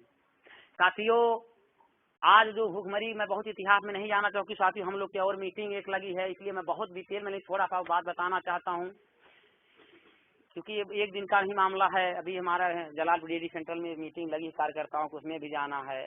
2:30 बजे से मीटिंग है, 3 बजे शुरू हो जाएगी। तो साथियों उसमें क्या है, इसलिए मैं इतिहास में नहीं विरत देता हूँ, वर्तमान में आता हूँ। लेकिन हमारे देश में आज शिक्षा, गरीबी, भूखमरी, ये लाचारी है, इसी कारण है क्योंकि तुलसी ने भी लिखा है, पराधीन सपने सुख है नहीं। जो पराधीन होते हैं उनको सपने में भी सुख मिलता नहीं है, लिखा है। हम लोग पराधीन साथियों, गुलाम लोग हैं, इसीलिए सबसे ज्यादा समस्या हमारे घर में। हमारे बहुत से ऐसे भाई बहन हैं जिनके एक टाइम खाते हैं, दूसरे टाइम सोचना पड़ता है। बहुत से ऐसे भी लोग हैं, आप लोग बिहार के लोगों को देखा होगा, जो लोग भट्टे पे काम करते हैं, वो अपने बच्चों को अपने पीठ पे बांध के चलते हैं। क्या आपको लगता है आदमी जैसा जिंदगी जीते हैं? वो भी तो हमारे भाई हैं। आखिर उनकी हालत इतनी बुरी क्यों हुई? ये सोचने का मामला। आप अपने तक ना सोचो, हम अच्छे हैं अपने तक मत सोचो साथियों। लेकिन ये हमारा देश ब्राह्मणों के आने से पहले या बुद्ध काल में जब समता, स्वतंत्रता, बंधुता, न्याय प्यादा, आप लोग थोड़ा इधर हो जाइए, थोड़ा हो जाइए, आप लोग धूप लग रहा है। जब समता, स्वतंत्रता, बंधुता था तो जहाँ डाल डाल पे सोने की चिड़िया करती बसेरा। साथियों मैं आपको गौरवशाली भारत को बताना चाहता हूँ, जहाँ डाल डाल पे सोने की चिड़िया करती बसेरा, वह भारत देश था मेरा है नहीं। डाल डाल पे सोने की चिड़िया का मतलब है हमारा देश धन्य धान से पूर्ण था। आज भी हमारी महिलाएं शादी विवाह में जाइए तो गीत गाती हैं, उसमें एक लाइन जिक्र आता है, सोने की थाली में जेवना परोसे गाती हैं। ये ब्राह्मणों घर की महिलाएं नहीं गाती हैं, ध्यान रखिएगा हमारे घर की। SC OBC की गाती हैं, कहती हैं सोने की थाली में जवना परोसे तो हमारे लोग को लगता ही झूठ है। क्या आपको लगता है जब आप 10-11 ग्राम सोने का कीमत 28,000 रुपया, क्या लगता है कोई सोने थाली में खाना खाता रहा होगा? अब थाली 2-3 किलो रही होगी, कितना सोने की। ये गलत नहीं है, ये इतिहास है, ये मिलावट, लिखित इतिहास में मिलावट होता जो मुंह से चलता है, कहीं लिखा नहीं गाना, हमारी महिलाओं को पता है। ये पीढ़ी दर पीढ़ी उनके दादी दादा गाते, उनकी नानी गाती थी, ये बच्चों में जाता चला जा रहा है। खैर अब वो हाथ हो रहा है, अब थोड़ा बदल रहा है तो दूसरा आ गया, अभी से बन्ना वगैरह वाला गाते हैं, अब वो कम हो रहा है, लेकिन इतिहास उसमें है। सोने की थाली का मतलब ये है, वास्तव में हमारे लोग सोने की थाली में खाते थे। उस समय जब अतिथि हमारे यहाँ आते थे तो हमारे लोग सोने की थाली में खिलाते थे, इतना धन संपन्न थे हम लोग। गरीबी भुखमरी नाम की कोई चीज नहीं। आल्टेकर नाम का एक प्रोफेसर है हिंदू विश्वविद्यालय में, उसने एक किताब लिखा है प्राचीन भारत में शिक्षण पद्धति, उसने लिखा है सन 1 में, आज से 2000 साल पहले भारत की साक्षरता दर 70% थी। पढ़ाई लिटरेसी रेस, पढ़ाई लिखाई 100 में 70 लोग पढ़े लिखे थे। उस समय कोलंबिया, हार्वर्ड, कैम्ब्रिज यूनिवर्सिटियां जो विश्व की सिरमौर बनी है शिक्षा के क्षेत्र में, ये 12वीं शताब्दी में आई हैं। लेकिन ईसा के पहले जब ईस्वी शुरू ही नहीं हुआ था, तक्षशिला, विक्रमशिला, नालंदा जैसे विश्वविद्यालय हुआ करते थे, जहां पर 60,000 विद्यार्थी, नालंदा जो बिहार में था, पटना में था, 60,000 विद्यार्थी एक साथ बैठ के पढ़ सकते थे। आवासीय व्यवस्था थी, 10,000 ट्रेंड अध्यापक हुआ करते थे। वेनसांग, फाहियान जो चीनी है सब यहीं पढ़े थे। दुनिया के लोग भारत में पढ़ने आते, जब दुनिया के लोग कटहरा सीख रहे थे, भारत में पशुओं का अस्पताल था, लिखित इतिहास है। उस समय भारत विश्व गुरु कहलाया, उसी से हम विश्व गुरु हुए। लेकिन ब्राह्मणों ने इस पे आक्रमण किया, नालंदा विश्वविद्यालय का तहस नहस कर दिया। वहां की लाइब्रेरी में जब आग लगाया तो 6 महीने लाइब्रेरी जलती रही। कल्पना करो कितना ज्ञान रहा होगा। आज उसका खंडहर बिहार में जाकर आप देख सकते हो, कितना ज्ञान हमारे यहाँ था। अर्थशास्त्र के नोबेल पुरस्कार विजेता शास्त्री अमर्त्य सेन लिखते हैं, सन 1 में भारत का GDP 31% था। अर्थात अगर दुनिया में 3 रुपया होता तो 1 रुपया उसमें भारत का था। कितना धनी थे हम लोग। लेकिन ब्राह्मणों ने तहस नहस करके 83 करोड़ लोगों को भूखमरी रेखा के नीचे पहुंचा दिया। अभी जो सेन गुप्ता की रिपोर्ट में आपने बताया, 28 करोड़ ऐसे लोग जिनकी दैनिक इनकम 6 रुपया अर्थात महीने में 180 रुपया कमाते हैं। 28 करोड़ ऐसे लोग जिनकी दैनिक इनकम 11 रुपया है, अर्थात महीने में 330 रुपया कमाते हैं। 26 करोड़ ऐसे जिनका दैनिक इनकम 20 रुपया अर्थात 600 रुपया कमाते हैं। क्या इतना कमाने वाला अपने बच्चों को अच्छी शिक्षा, अच्छा स्वास्थ्य दे सकता है? वो हमारे लोग ही हैं। अभी 14 अगस्त को, इसी 14 अगस्त को एक सर्वे दैनिक जागरण ने करवाया। क्या सर्वे करवाया है, ये मेरे पास कटिंग है, क्योंकि दैनिक जागरण आप पढ़ लीजिएगा, 14 अगस्त को है। क्योंकि हम लोग साथियों इस पर आप ध्यान रखे हैं कहाँ कहाँ से हमारे समाज के लिए मामला मिलता है। इसमें है जनमत संग्रह करवाया है, जिसमें प्रश्न था क्या हम सही मायने में आजाद हैं? तो 90% लोगों ने जो लाल रंग का गोला कह रहे हैं नहीं हम आजाद नहीं हैं। ये हरे वाले थोड़े से 10% हैं जो ब्राह्मण हैं, ये कहते हैं हम आजाद हैं।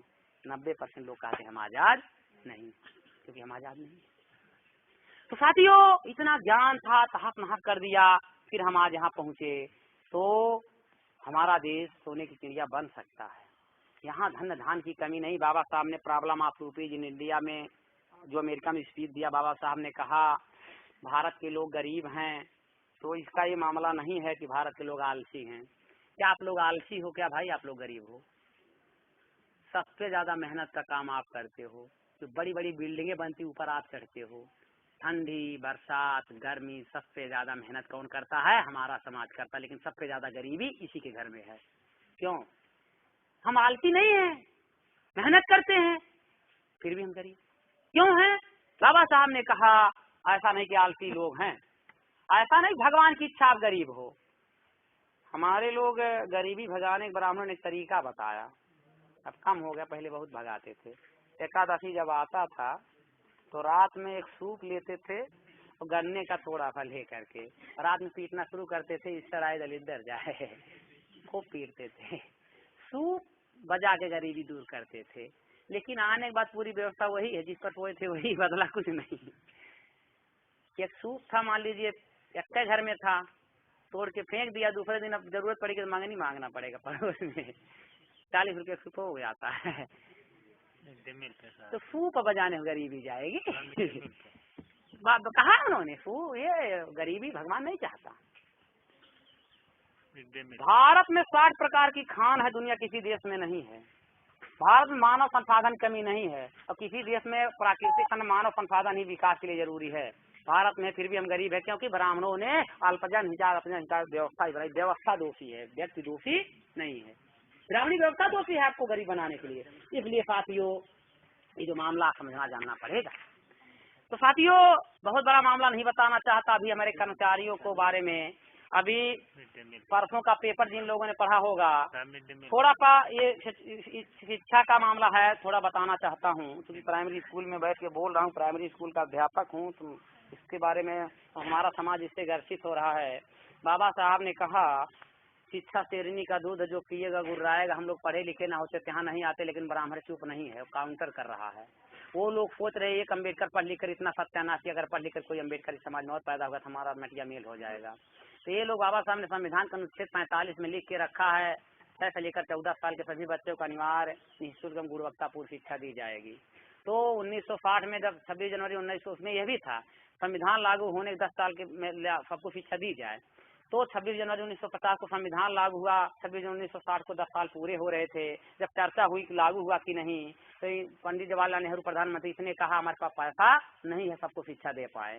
सन 2000 का समय आया, मुरली मनोहर जोशी भाजपा का नेता था, उसकी सरकार थी, मानव संसाधन विकास मंत्री था, उसने एक कानून बना रहा था जो गार्जियन अपने बच्चे को प्राइमरी पढ़ने नहीं भेजेगा उसको जेल होगा।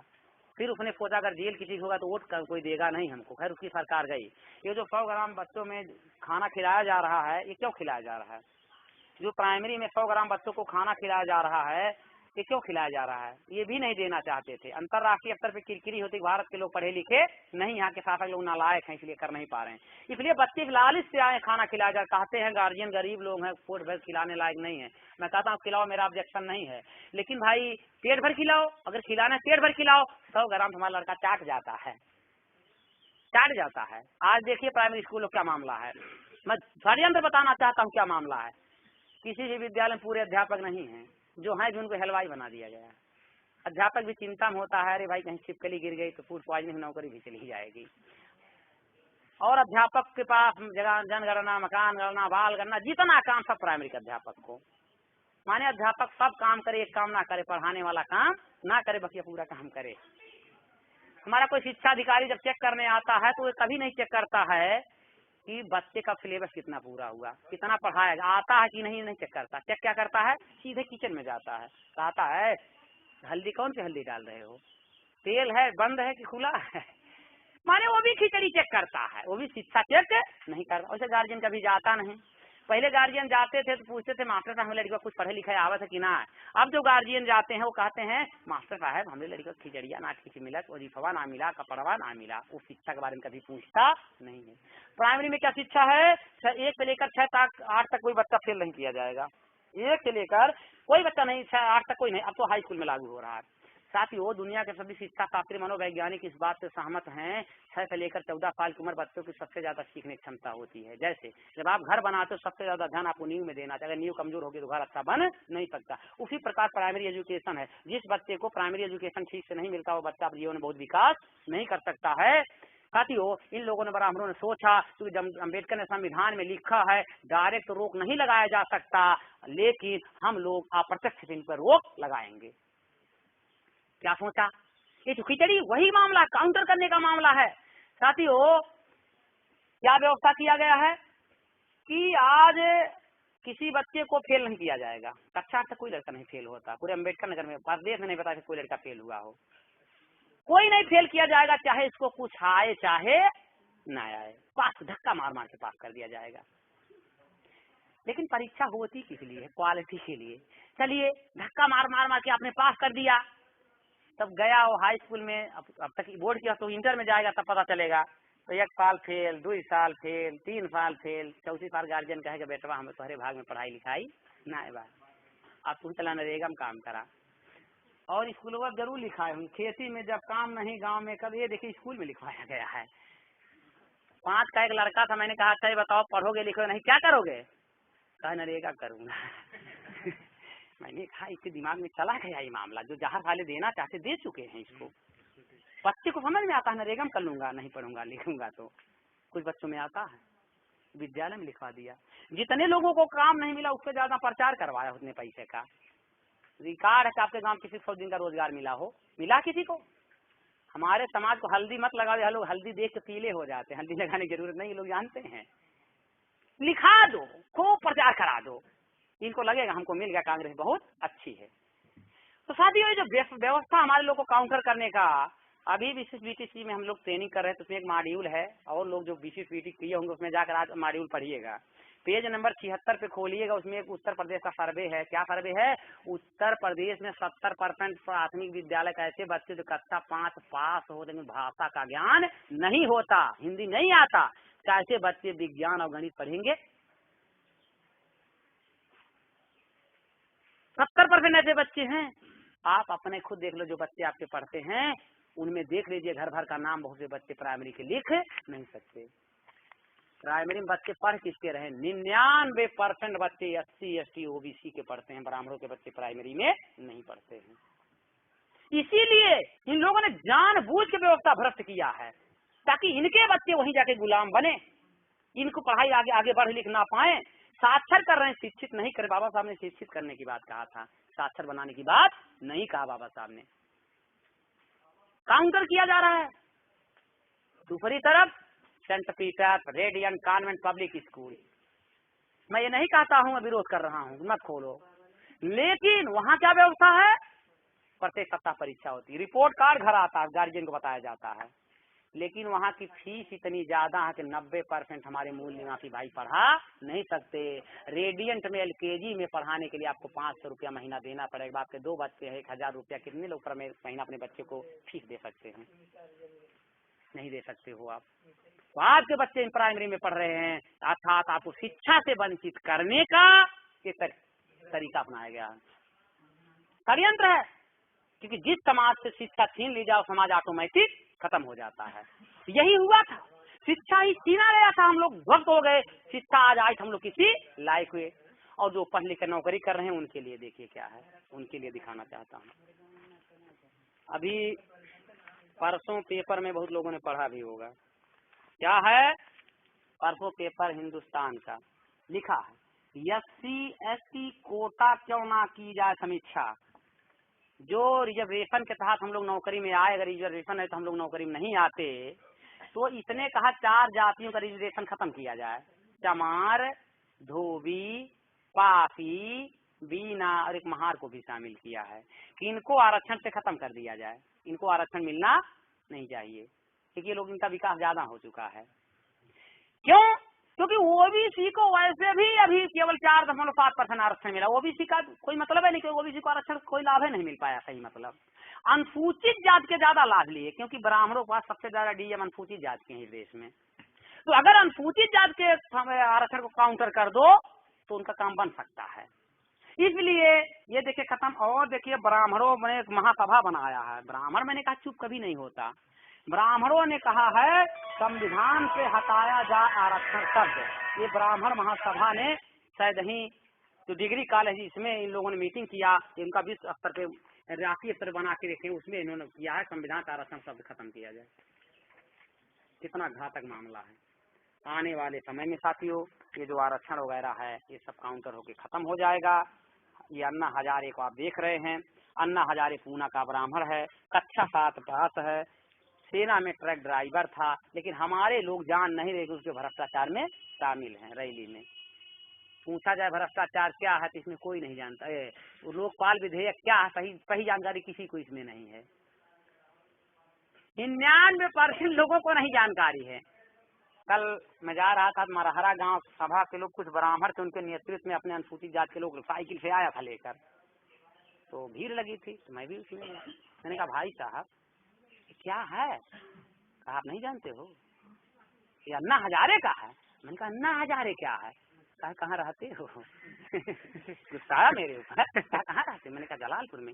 कहा तो जाओ, नहीं पता तो जाओ। सब जान गया, आपको नहीं पता है? गुस्सा में। अरे मैंने कहा यार बता दो क्या है न, नहीं जाता तू बता दो, मैं भी शामिल हो जाऊं। कहा मुझे भी जानकारी नहीं है। मैंने कहा क्यों आए हो? मैंने कहा क्यों आए हो? मैंने कहा जो बाबा साहब ने संविधान बनाया था, संविधान को खत्म करने का मामला है। इस जो अन्ना लोकपाल बिल में कोई भी SC ST OBC का व्यक्ति शामिल नहीं किया जाएगा, और जिसकी चाहे उसकी जांच करा देगा, संविधान की समीक्षा करा के खत्म करा देगा सब कुछ। मैंने तो बताया उसको, कहा भैया आप हमारे गांव में एक दिन आइए। तो ऐसे हमारे लोग अंधी भेड़ियों की तरह ब्राह्मणों के नेतृत्व में जाते हैं, जानकारी नहीं है। इसलिए साथियों ये जानना समझना बहुत जरूरी है। तो साथियों ये जो वामपंथी संगठन है, ये आज विश्व के 40 देशों में फैल गया है। भारत के सभी राज्यों, सभी जिलों, सभी तहसीलों, सभी ब्लॉकों में हमारा संगठन खड़ा हो गया है। 3 साल का हमारा अभियान है, चलो गांव की ओर। अब हम लोग 3 साल गांव में जाएंगे। आज देखिए गांव में आकर, अब गांव गांव हम लोग मीटिंग लेते हैं, जगाएंगे। क्या करेंगे हम लोग जगा के? जब हम 3 से लेकर 15 करोड़ लोगों को संगठन से जोड़ ले जाएंगे, जब हम लोग 3 से लेकर 15 करोड़ लोगों को जोड़ लेंगे, तो हम लोग जन आंदोलन करेंगे। हम लोग इलेक्शन नहीं लड़ेंगे, क्योंकि इलेक्शन से जो चुने गए हैं वो भड़वे दलाल हो गए हैं पूना पैठ की वजह से। अभी 4 जनवरी 2011 को SC ST का रिजर्वेशन इन प्रमोशन, जो कर्मचारी हैं उनका जो प्रमोशन में आरक्षण था उसको खत्म कर दिया कोर्ट ने। एक भी मंत्री, 131 लोग अनुसूचित जाति के पार्लियामेंट में चुन के जाते हैं आरक्षण के तहत। 1050 विधायक पूरे देश में चुने जाते, लेकिन कोई नहीं बोला। क्यों नहीं बोला? है तो हमारे समाज का, बोलना चाहिए था, नहीं बोला। अर्थात हमारे समाज का, लेकिन वो पार्टी का हमारा व्यक्ति नहीं, हमारी बात नहीं उठाता है। इस कर्मचारियों ने ही तो तुमको वहाँ आगे बढ़ाया, फिर उसी के ऊपर संकट आई, तुम नहीं बोलते। कोर्ट ने खत्म किया, क्योंकि कोर्ट में सब ब्राह्मण बैठे हैं। साथियों तो ये इलेक्शन से समस्या का समाधान नहीं है। हम लोग जन आंदोलन करेंगे, जब 3 से लेकर 15 करोड़ लोगों को जोड़ ले जाएंगे तो हम लोग करेंगे क्या? तो आप लोग सोचो बड़ी मार झगड़ा होगी, कुछ नहीं होगा। होगा क्या, ये थोड़ा संक्षेप में बताना चाहता हूँ। साथियों सपोज कीजिए कि 24 लाख जनसंख्या अम्बेडकर नगर की है, इसमें से हम केवल 4 लाख लोगों को जोड़ लें, 20 को छोड़ दीजिए, 4 लाख को जोड़ लेंगे, तो हम क्या करेंगे? एक ही दिन हमारी समस्या जाति वर्ण गुलामी समस्या राष्ट्रव्यापी है, संगठन भी राष्ट्रव्यापी बन गया है। एक ही दिन हम लोग पूरे देश में सड़क पे उतरेंगे, रेलवे पे उतरेंगे, रेलवे पटरी पे उतरेंगे। तो 2 लाख लोग मान लीजिए अम्बेडकर नगर से सड़क पे बैठ जाएंगे जाके, और 2 लाख लोग रेलवे ट्रैक पे बैठ जाएंगे। तो आप लोग सोचते होंगे पुलिस गोली चला देगी। साथियों 10,000 लोगों पे अक्सर पुलिस भारत में पड़ती है, एक पुलिस पड़ती है 1000। तो साथियों ये मामला जो है, पुलिस गोली नहीं चलाती जहाँ के लोगों ने जन आंदोलन किया है। अभी आपने लीबिया में देखा होगा, मिस्र में देखा, जब वहाँ के हुआ तो फौजी क्या नारा लगा? फौजी हमारे भाई हैं। फौजी भी उसमें कूद गए आंदोलन में। अभी गद्दाफी के खिलाफ चल रहा है, आज उनको खोज रहे हैं, कहाँ है? फाइनल हो जाए। आज गद्दाफी को खोज रहे हैं, 35 साल से बने थे, तानाशाही कर रहे थे। आज सेना उनको खोज रही है, कहाँ मिले? तो बहुत लोग भाग चले, ट्यूनिसिया में नहीं आके भाग गए, जी लेकर भाग गए। जनता सड़क पे, वोट नहीं पड़ा वहाँ पर, जनता सड़क पे उतरी थी। पहले दिन 20,000, दूसरे दिन 1 लाख, दूसरे दिन 3 लाख, 10 लाख सड़क पे उतर गए, बंद सब कुछ। यही करना साथियों।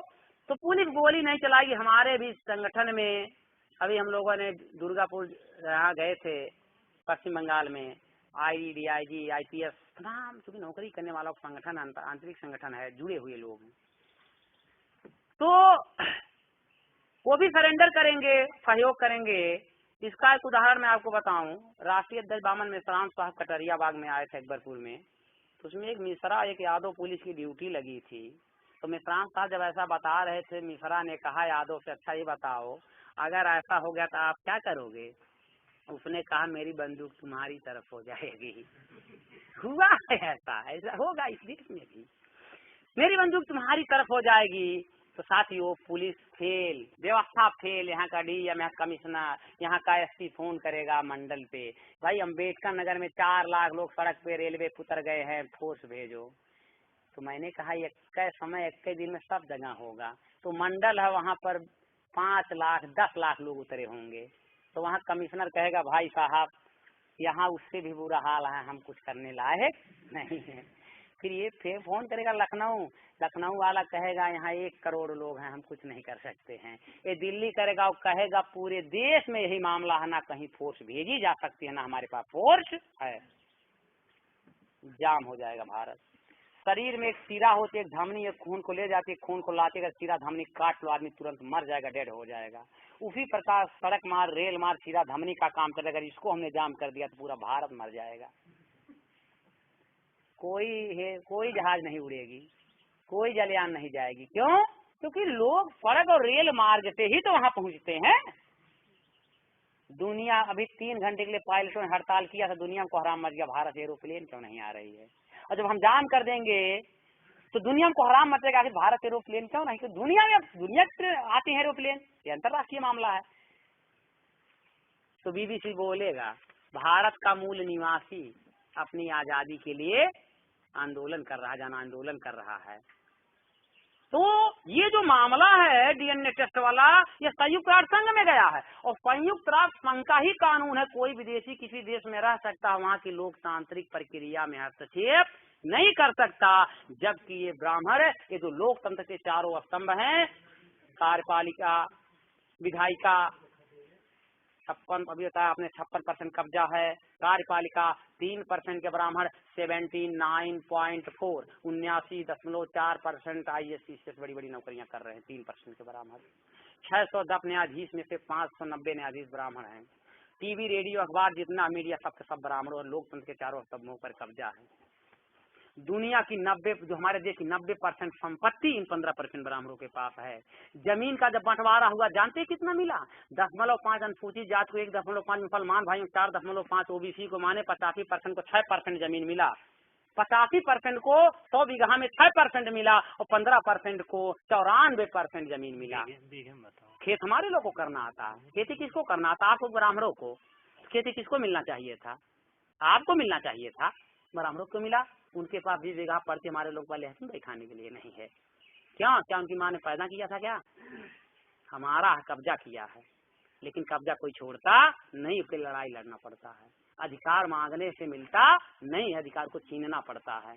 छीनने लायक बनोगे तो मिलेगा, नहीं तो नहीं मिलेगा। जो कुछ आपको मिला बाबा साहब ने छीना, उनके मुख से निकाला, लड़ाई लड़ा है, तब मिला, नहीं तो देने वाले नहीं थे। क्या लड़ाई बाबा, मजाक लड़ाई लड़ना पड़ा इस देश में? पूरी जिंदगी बिता दिया बाबा साहब। कितना विद्वान था? कौन? एशिया के प्रथम विद्वान थे, जिसके महात्म 6 विद्वान उनसे थे, पूरी जिंदगी लगा दिए, तब आपको इतना मिला। साथियों, बीबीसी हो, संयुक्त राष्ट्र संघ बोलेगा ब्राह्मणों, तुम लोग इनका सत्ता शासन इनके हाथ में दे दो, तुमको रहना हो रहो, तो नहीं तो छोड़ के भाग जाओ। क्योंकि आजादी इलेक्शन से नहीं मिलती। अंग्रेज इस देश से गया, क्यों गया? अंग्रेज क्यों गया? 250 साल तक तो शासन किया, क्यों गया? विदेशी था ना, तभी तो गया। तो भाई जब वो विदेशी था गया, क्या ब्राह्मण विदेशी है नहीं जाएगा क्या? इसको भी जाना पड़ेगा। लेकिन अंग्रेजों के खिलाफ हमारे वोट थोड़ी डाले थे, सड़क पे उतरे थे, 1 करोड़ लोग सड़क पे उतरे थे। लेकिन जो अंग्रेजों के चेले चौपाटे हैं, ब्राह्मण उससे ज्यादा षड्यंत्रकारी है, इससे 10 गुना ज्यादा तैयारी करना पड़ेगा। अगर 1 करोड़ है तो हमको कम से कम 15 करोड़ उतारना पड़ेगा सड़क पे, तब ये जाएगा। तो जब मैं कह रहा हूँ ब्राह्मण कि हम लोग आजाद होंगे, तो हमारे लोग को विश्वास ही नहीं हो रहा होगा, क्योंकि मैं ऐसी बात बताया हूँ जो उनकी पहुंच से दूर, उनकी गुलामी करते हैं, उनका दिमाग, अरे भाई ऐसा होने वाला नहीं है, हमारे लोग ऐसा सोच रहे होंगे। मेरे साथ ही वो 100% होगा, यकीन तो, परंतु लेकिन नहीं है।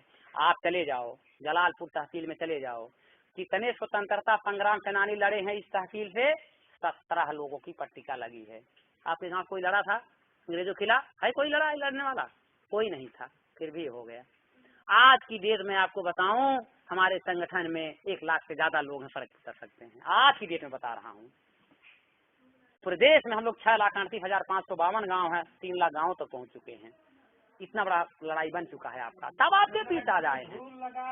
तो ये 100% है, ये होगा, ये अलग बात है। लड़ने वालों की 2 कैटेगरी बनेगी, एक लायक लोग होंगे, एक नालायक लोग होंगे। आप लायक में रहना चाहते हो, नालायक में जाना चाहते हो, जब इतिहास लिखा जाएगा आपके हाथ में है, आप मेरे हाथ में नहीं है। आप भी सुभाष चंद्र बोस बनोगे, आप सरदार भगत बनोगे अपनी आजादी के लिए। हमको बनना, बाबा साहब ने कहा, जिस समाज में, जिस कौम में बल के बकरे नहीं पैदा होते, उस समाज की आजादी नहीं मिल सकती है। बल के बकरे बनना पड़ेगा, मरना नहीं पड़ेगा भाई, मरने की जरूरत नहीं है, इतने हम हो गए हैं। और लड़ाई अगर हम लोग सड़क पर उतर गए, ये वैसे सुझाई देखिए विदेशियों के लिए। अभी आप सोचेंगे लोग जाएंगे कहाँ, प्रश्न आपके दिमाग में होगा। हमारे लोग बड़े दयालु होते हैं, ब्राह्मण कभी इनके बारे में नहीं सोचता, ये बहुत सोचते हैं उनके बारे में।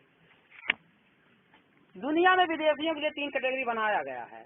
नेल्सन मंडेला ने कहा, 27 साल तक जेल में रहा, लेकिन आजादी मिली। उसने कहा आप मेरे देश में रहो, लेकिन मैं जैसा कहता हूँ वैसे अपने अनुसार नहीं। आरक्षण तो हम ब्राह्मणों को 3% देंगे, तो हमको अभी दे रहा, हम देंगे देने लायक जब हो जाएंगे। रहो, तुम रह सकते हो, जैसा हम कहते हैं वैसा। तुमने हमको गुलाम, हम तुमको गुलाम पर्जा बना के रखेंगे, रहो। दूसरा हिटलर ने बनाया, विदेशियों को गैस के चैम्बर में डुबो के मार डाला। ये विकल्प है, इस पर हम फैसला नहीं देने वाले हैं, ये लोग चुन लेंगे जो इनको लगेगा। जो मैं बता रहा हूँ ये इनके मर्जी छोड़ते हैं। और तीसरा भारत में गांधी ने अपनाया था कि अंग्रेजों क्विट इंडिया, भारत छोड़ दो, और भाग गए अंग्रेज। तो तीनों में से जो इनको अच्छा लगेगा ये लोग चुन लेंगे, इसमें हम लोग कोई हस्तक्षेप करने वाले नहीं।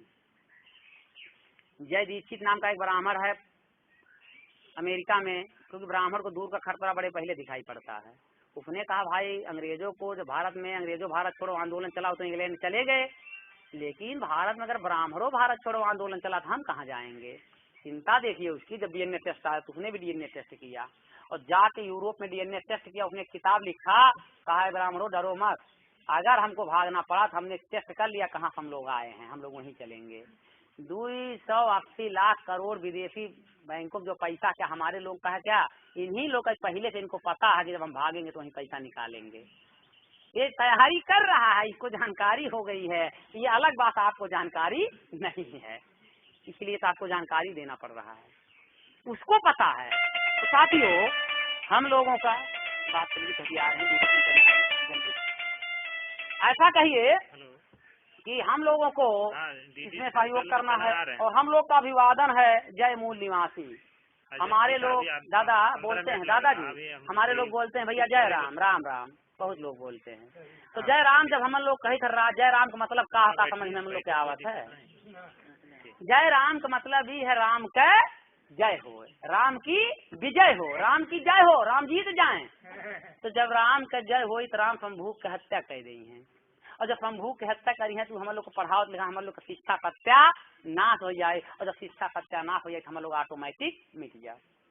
माने हम लोग खुद कहते हैं हमारा सत्यानाश हो, और फिर जब राम का जय हो तो हम लोग राम के खानदान के है हम लोग जय हो, फिर भी हम लोगों ने जय राम कहा, जय सिया राम, राम राम, आगो राम पीछो राम, और जैसे सुने राम है वही है ने। हम ही लोग के नमो कदमा राम लगा है जाना, राम नाथ राम, राम बहादुर राम। हम लोग राम, भाई ब्राह्मण कोई अपने नाम के आगे राम नहीं लगाता बहुत कम, हम लोगों सब में लगता था, अब बदला। हम लोगों का जो अभिवादन है जय मूल निवासी, हम लोग जो अभिवादन करते हैं जय मूल निवासी। कुछ लोग कहेंगे नमो बुद्धाय क्यों नहीं, जय भीम क्यों नहीं, जय फूले क्यों नहीं, जय साहू क्यों नहीं। साथियों अगर हम जय भीम केवल करते हैं तो बाबा साहब ज्योतिबा राव फूले को अपना गुरु मानते थे। साहू जी महाराज ना होते क्या बाबा साहब इतना पढ़ाई लिखाई पर जाति कुर्मी थे, क्या साहू जी की जय नहीं होनी चाहिए क्या। जब हम जय भीम करते तो यादव भाई भी कोरता तो ब्राह्मण कहता क्या तुम भी तैयार हो गए क्या, तुरंत भड़का देता है। तो हम लोग सबकी जय, जब हम लोग कहते जय मूल निवासी तो बाबा साहब की भी जय, साहू की भी जय, ज्योतिबा राव फूले की भी जय, सबकी जय। तो और ये बहुत घातक शब्द है, जय मूल निवासी कहते समय हमारा सीना गर्व से चौड़ा होता है। हमारा कोई डीएम भी होता, जब पढ़ के कोई पूछता किस जात के हो, तो चमार बताते समय 36 इंच का सीना 18 इंच का हो जाता है। और उनका पैरा कोई त्रिपाठी चपरासी होगा तो उससे कहेंगे जाता रा त्रिपाठी रा चतुर्वेदी, 18 इंच का सीना 36 इंच का, हमारे सिकुड़ जाता है। तो ये जो जय मूल निवासी शब्द ये बहुत घातक शब्द है, माने मूल निवासियों की जय हो। मूल निवासी मतलब जो इसी देश के हैं, जड़ हैं, जो बाहर के विदेशी लोग नहीं है। तो मूल निवासी कौन है? यक्षी, समार, धोबी, बाटी, कहार, कोहार, लाहौर, मौर्या, ये जो सब हैं हमारे मुसलमान भाई, ये कुछ बौद्ध हो गए, यही मूल निवासी, बकिया ब्राह्मण क्षत्रिय वैश्य विदेशी हैं। अर्थात मूल निवासियों की जय हो, इन विदेशियों की पराजय हो। हमने कहा जय मूल निवासी, यादव भी कहे मूल निवासी, जय मूल निवासी वो भी कहेगा। तो साथियों ये हमारा अभिवादन है। मतलब साथियों क्योंकि फोन आ रहा है तो पहुंच रहे हैं वहाँ पे, क्योंकि अब ज्यादा हम पूरे तहसील कार्यकर्ताओं को बुलाया गया है। क्योंकि अभी हम लोग एक सितंबर को दिल्ली में जो रामलीला मैदान जहाँ अन्ना हजारे बैठा हुआ है, हमको 1 महीना पहले परमिशन मिल गया है। 1 तारीख से 10 लाख लोग, 1 लाख से 10 लाख लोग बीच भीड़ होना है दिल्ली के रामलीला मैदान में। राष्ट्रीय स्तर की पहली हमारी रैली मीटिंग वहाँ होने जा रही है। उसमें हम लोग ट्रेन पे चलेंगे। ट्रेन का कोई टिकट ना ही आपको लेना है, क्योंकि वही भीड़ हमारी टिकट होगी। क्योंकि रेल मंत्री भी आएंगे तो बोलने वाले नहीं, क्योंकि अभी हमने 12 फरवरी को लखनऊ में जो किया, पूरी ट्रेन हमने कैप्चर कर लिया, कोई उसमें टच करने वाला नहीं है। यहाँ पास मिला है आपको, क्योंकि फैजाबाद दिल्ली एक्सप्रेस जो जाती है डेली 9 बजे रात में मिलती है, उसी ट्रेन से हम लोग को चलना है। तो जिनको चलना है, माननीय डॉक्टर शोभनाथ जी हैं, ये जिला तहसील उपाध्यक्ष भारत मुक्त मोर्चा के हैं। डॉक्टर सुरेंद्र जी जो वहाँ देखिए हैं, या और भी लोगों को जो पदाधिकारी बनाया गया है, इनसे संपर्क करके आप लोग लिस्ट अपना नाम लिखा दीजिए। जो लोग नाम लिखाएंगे उनका हमारे यहाँ पास आया है, वो पास ले करके हम लोग हजारों की संख्या में पूरी ट्रेन को कैप्चर कर लेंगे, अपने पक्ष में लेकर चलने वाले हैं। ये पूरे देश से ऐसा होगा। तो आपको क्या करना है, टिकट का, ट्रेन का कोई पैसा नहीं आपका लगना है। अकबरपुर तक आपको जो जाना है उसी का पैसा आपको पेमेंट करके, राजनीतिक पार्टी नहीं कि हम लोग जब उद्योगपतियों को लेंगे जीत के जाएंगे तो उनको पैसे दे देंगे। ये आपकी आजादी का मामला है, आपको करना पड़ेगा। यहाँ लेने के लिए नहीं, देने के भाव से आना पड़ेगा। मिलेगा, आजादी मिलेगी, आजादी मिलेगी, सब कुछ मिलेगा साथियों। क्योंकि जो आजाद होते हैं बहुत अच्छी जिंदगी जीते हैं। हमको आजादी मिली नहीं, हम लोग भी कैसी जिंदगी जिए। तो आप लोग को जो चलना नहीं, वो अब नाम लिखाइए। आप लोग नाम, पता, मोबाइल नंबर अभी लिख लेंगे। वो पास मेरी जिम्मेदारी है, पास में दूंगा, सबको ले चलूंगा। सबको यूनिट गठित किया गया, सबको लेकर के इसीलिए सिस्टम बनाया गया है, जगह जगह लोग बना गया है। उसमें आप इस गांव से भी ज्यादा से ज्यादा लोग आप चले। अभी 21 तारीख जो रैली प्रदर्शन हुआ है, खैर आप लोग क्या कम जानकर, लेकिन तब भी मतलब 40, 50, 60 लोग यहाँ निकले थे इस क्षेत्र से। जो लोग गए होंगे उन लोगों ने हमारी शक्ति देखा होगा। तहसील का कार्यक्रम था, जगह ही नहीं कहीं था। लोग कहते थे कौन से लोग हैं, 5000 से भी ज्यादा संख्या में। तो भैया हमारा सबसे ज्यादा शक्तिशाली है, उसमें सबसे ज्यादा हिस्सेदारी हमारी महिलाओं का रहा। तो ये हमारे संगठन में किसी आंदोलन जब तक महिलाएं नहीं आएंगी वो सफल होने वाला नहीं है। अगर पुरुष ऊपर लाठी पड़ेगा भाग जाएंगे, लेकिन महिलाएं अगर होंगी तो किसी की हिम्मत नहीं पड़ती उनके ऊपर लाठी चला दे। बाबा साहब के भी आंदोलन महिलाओं ने चढ़ बढ़ के हिस्सा लिया। तो हमारा राष्ट्रीय मूल निवासी महिला संघ का भी गठन हुआ है, महिलाओं का अलग संगठन बनाया गया। ये गांव स्तर पे, ब्लॉक स्तर पे, तहसील स्तर पे। अभी जब तहसील पे बनेगा, यहाँ की महिलाओं को भी संगठन में 1-2 महिलाओं को यहाँ पे रखेंगे, गांव पे, ब्लॉक पे रखेंगे। विद्यार्थियों का राष्ट्रीय मूल निवासी विद्यार्थी संघ, विद्यार्थियों का अलग। हमारा जिला सुनील गौड़ जो यहाँ का भिया का एक लड़का है, वो है। किशन कुमार जलालपुर के महासचिव, बखारी के, ऐसे पूरे देश, पूरे जिले के लोगों को रखा गया है। तो ब्लॉक स्तर पे भी अब यहाँ कुछ जगह है, तहसील स्तर पे कुछ विद्यार्थियों, क्योंकि ये जात के, एक गांव के नहीं होने चाहिए, पूरे तहसील ब्लॉक का प्रतिनिधित्व होना चाहिए। तो आपके लोगों को, एक लोग हम ब्लॉक में रखना चाहते हैं। जो भी विद्यार्थी इसमें चाहेगा वो उसको भी हम रख लेंगे। कमेटी यहाँ गठन करना है भारत मुक्ति मोर्चा का, विद्यार्थी संघ का, वाम सेव का। अभी देखिए माननीय उमेश मौर्या जी, ये वाम सेव के तहसील महासचिव हैं। DR अम्बेर जी चिन्मनियम जो यूनियन में पढ़ाते हैं, आपसे भस्मा के हैं, वो साथियों वो जिला तहसील संरक्षक हैं। और ऐसे ऐसे जंजीत जी जो वहाँ के हैं, फतेहपुर मोहित, ऐसे ऐसे कर्मचारियों का भी अभी किया गया। अभी हमारे सभी कर्मचारी वाम सेव के, भारत मुक्ति मोर्चा के, महिला संघ के, विद्यार्थी सबकी केवल कार्यकर्ता मीटिंग है। क्योंकि साथियों बिना ट्रेंड किए आप लोग नहीं इसको समझ पाओगे, इसलिए ट्रेनिंग देना पड़ता है कैसे काम करना है। तो आप लोगों को अगर लगता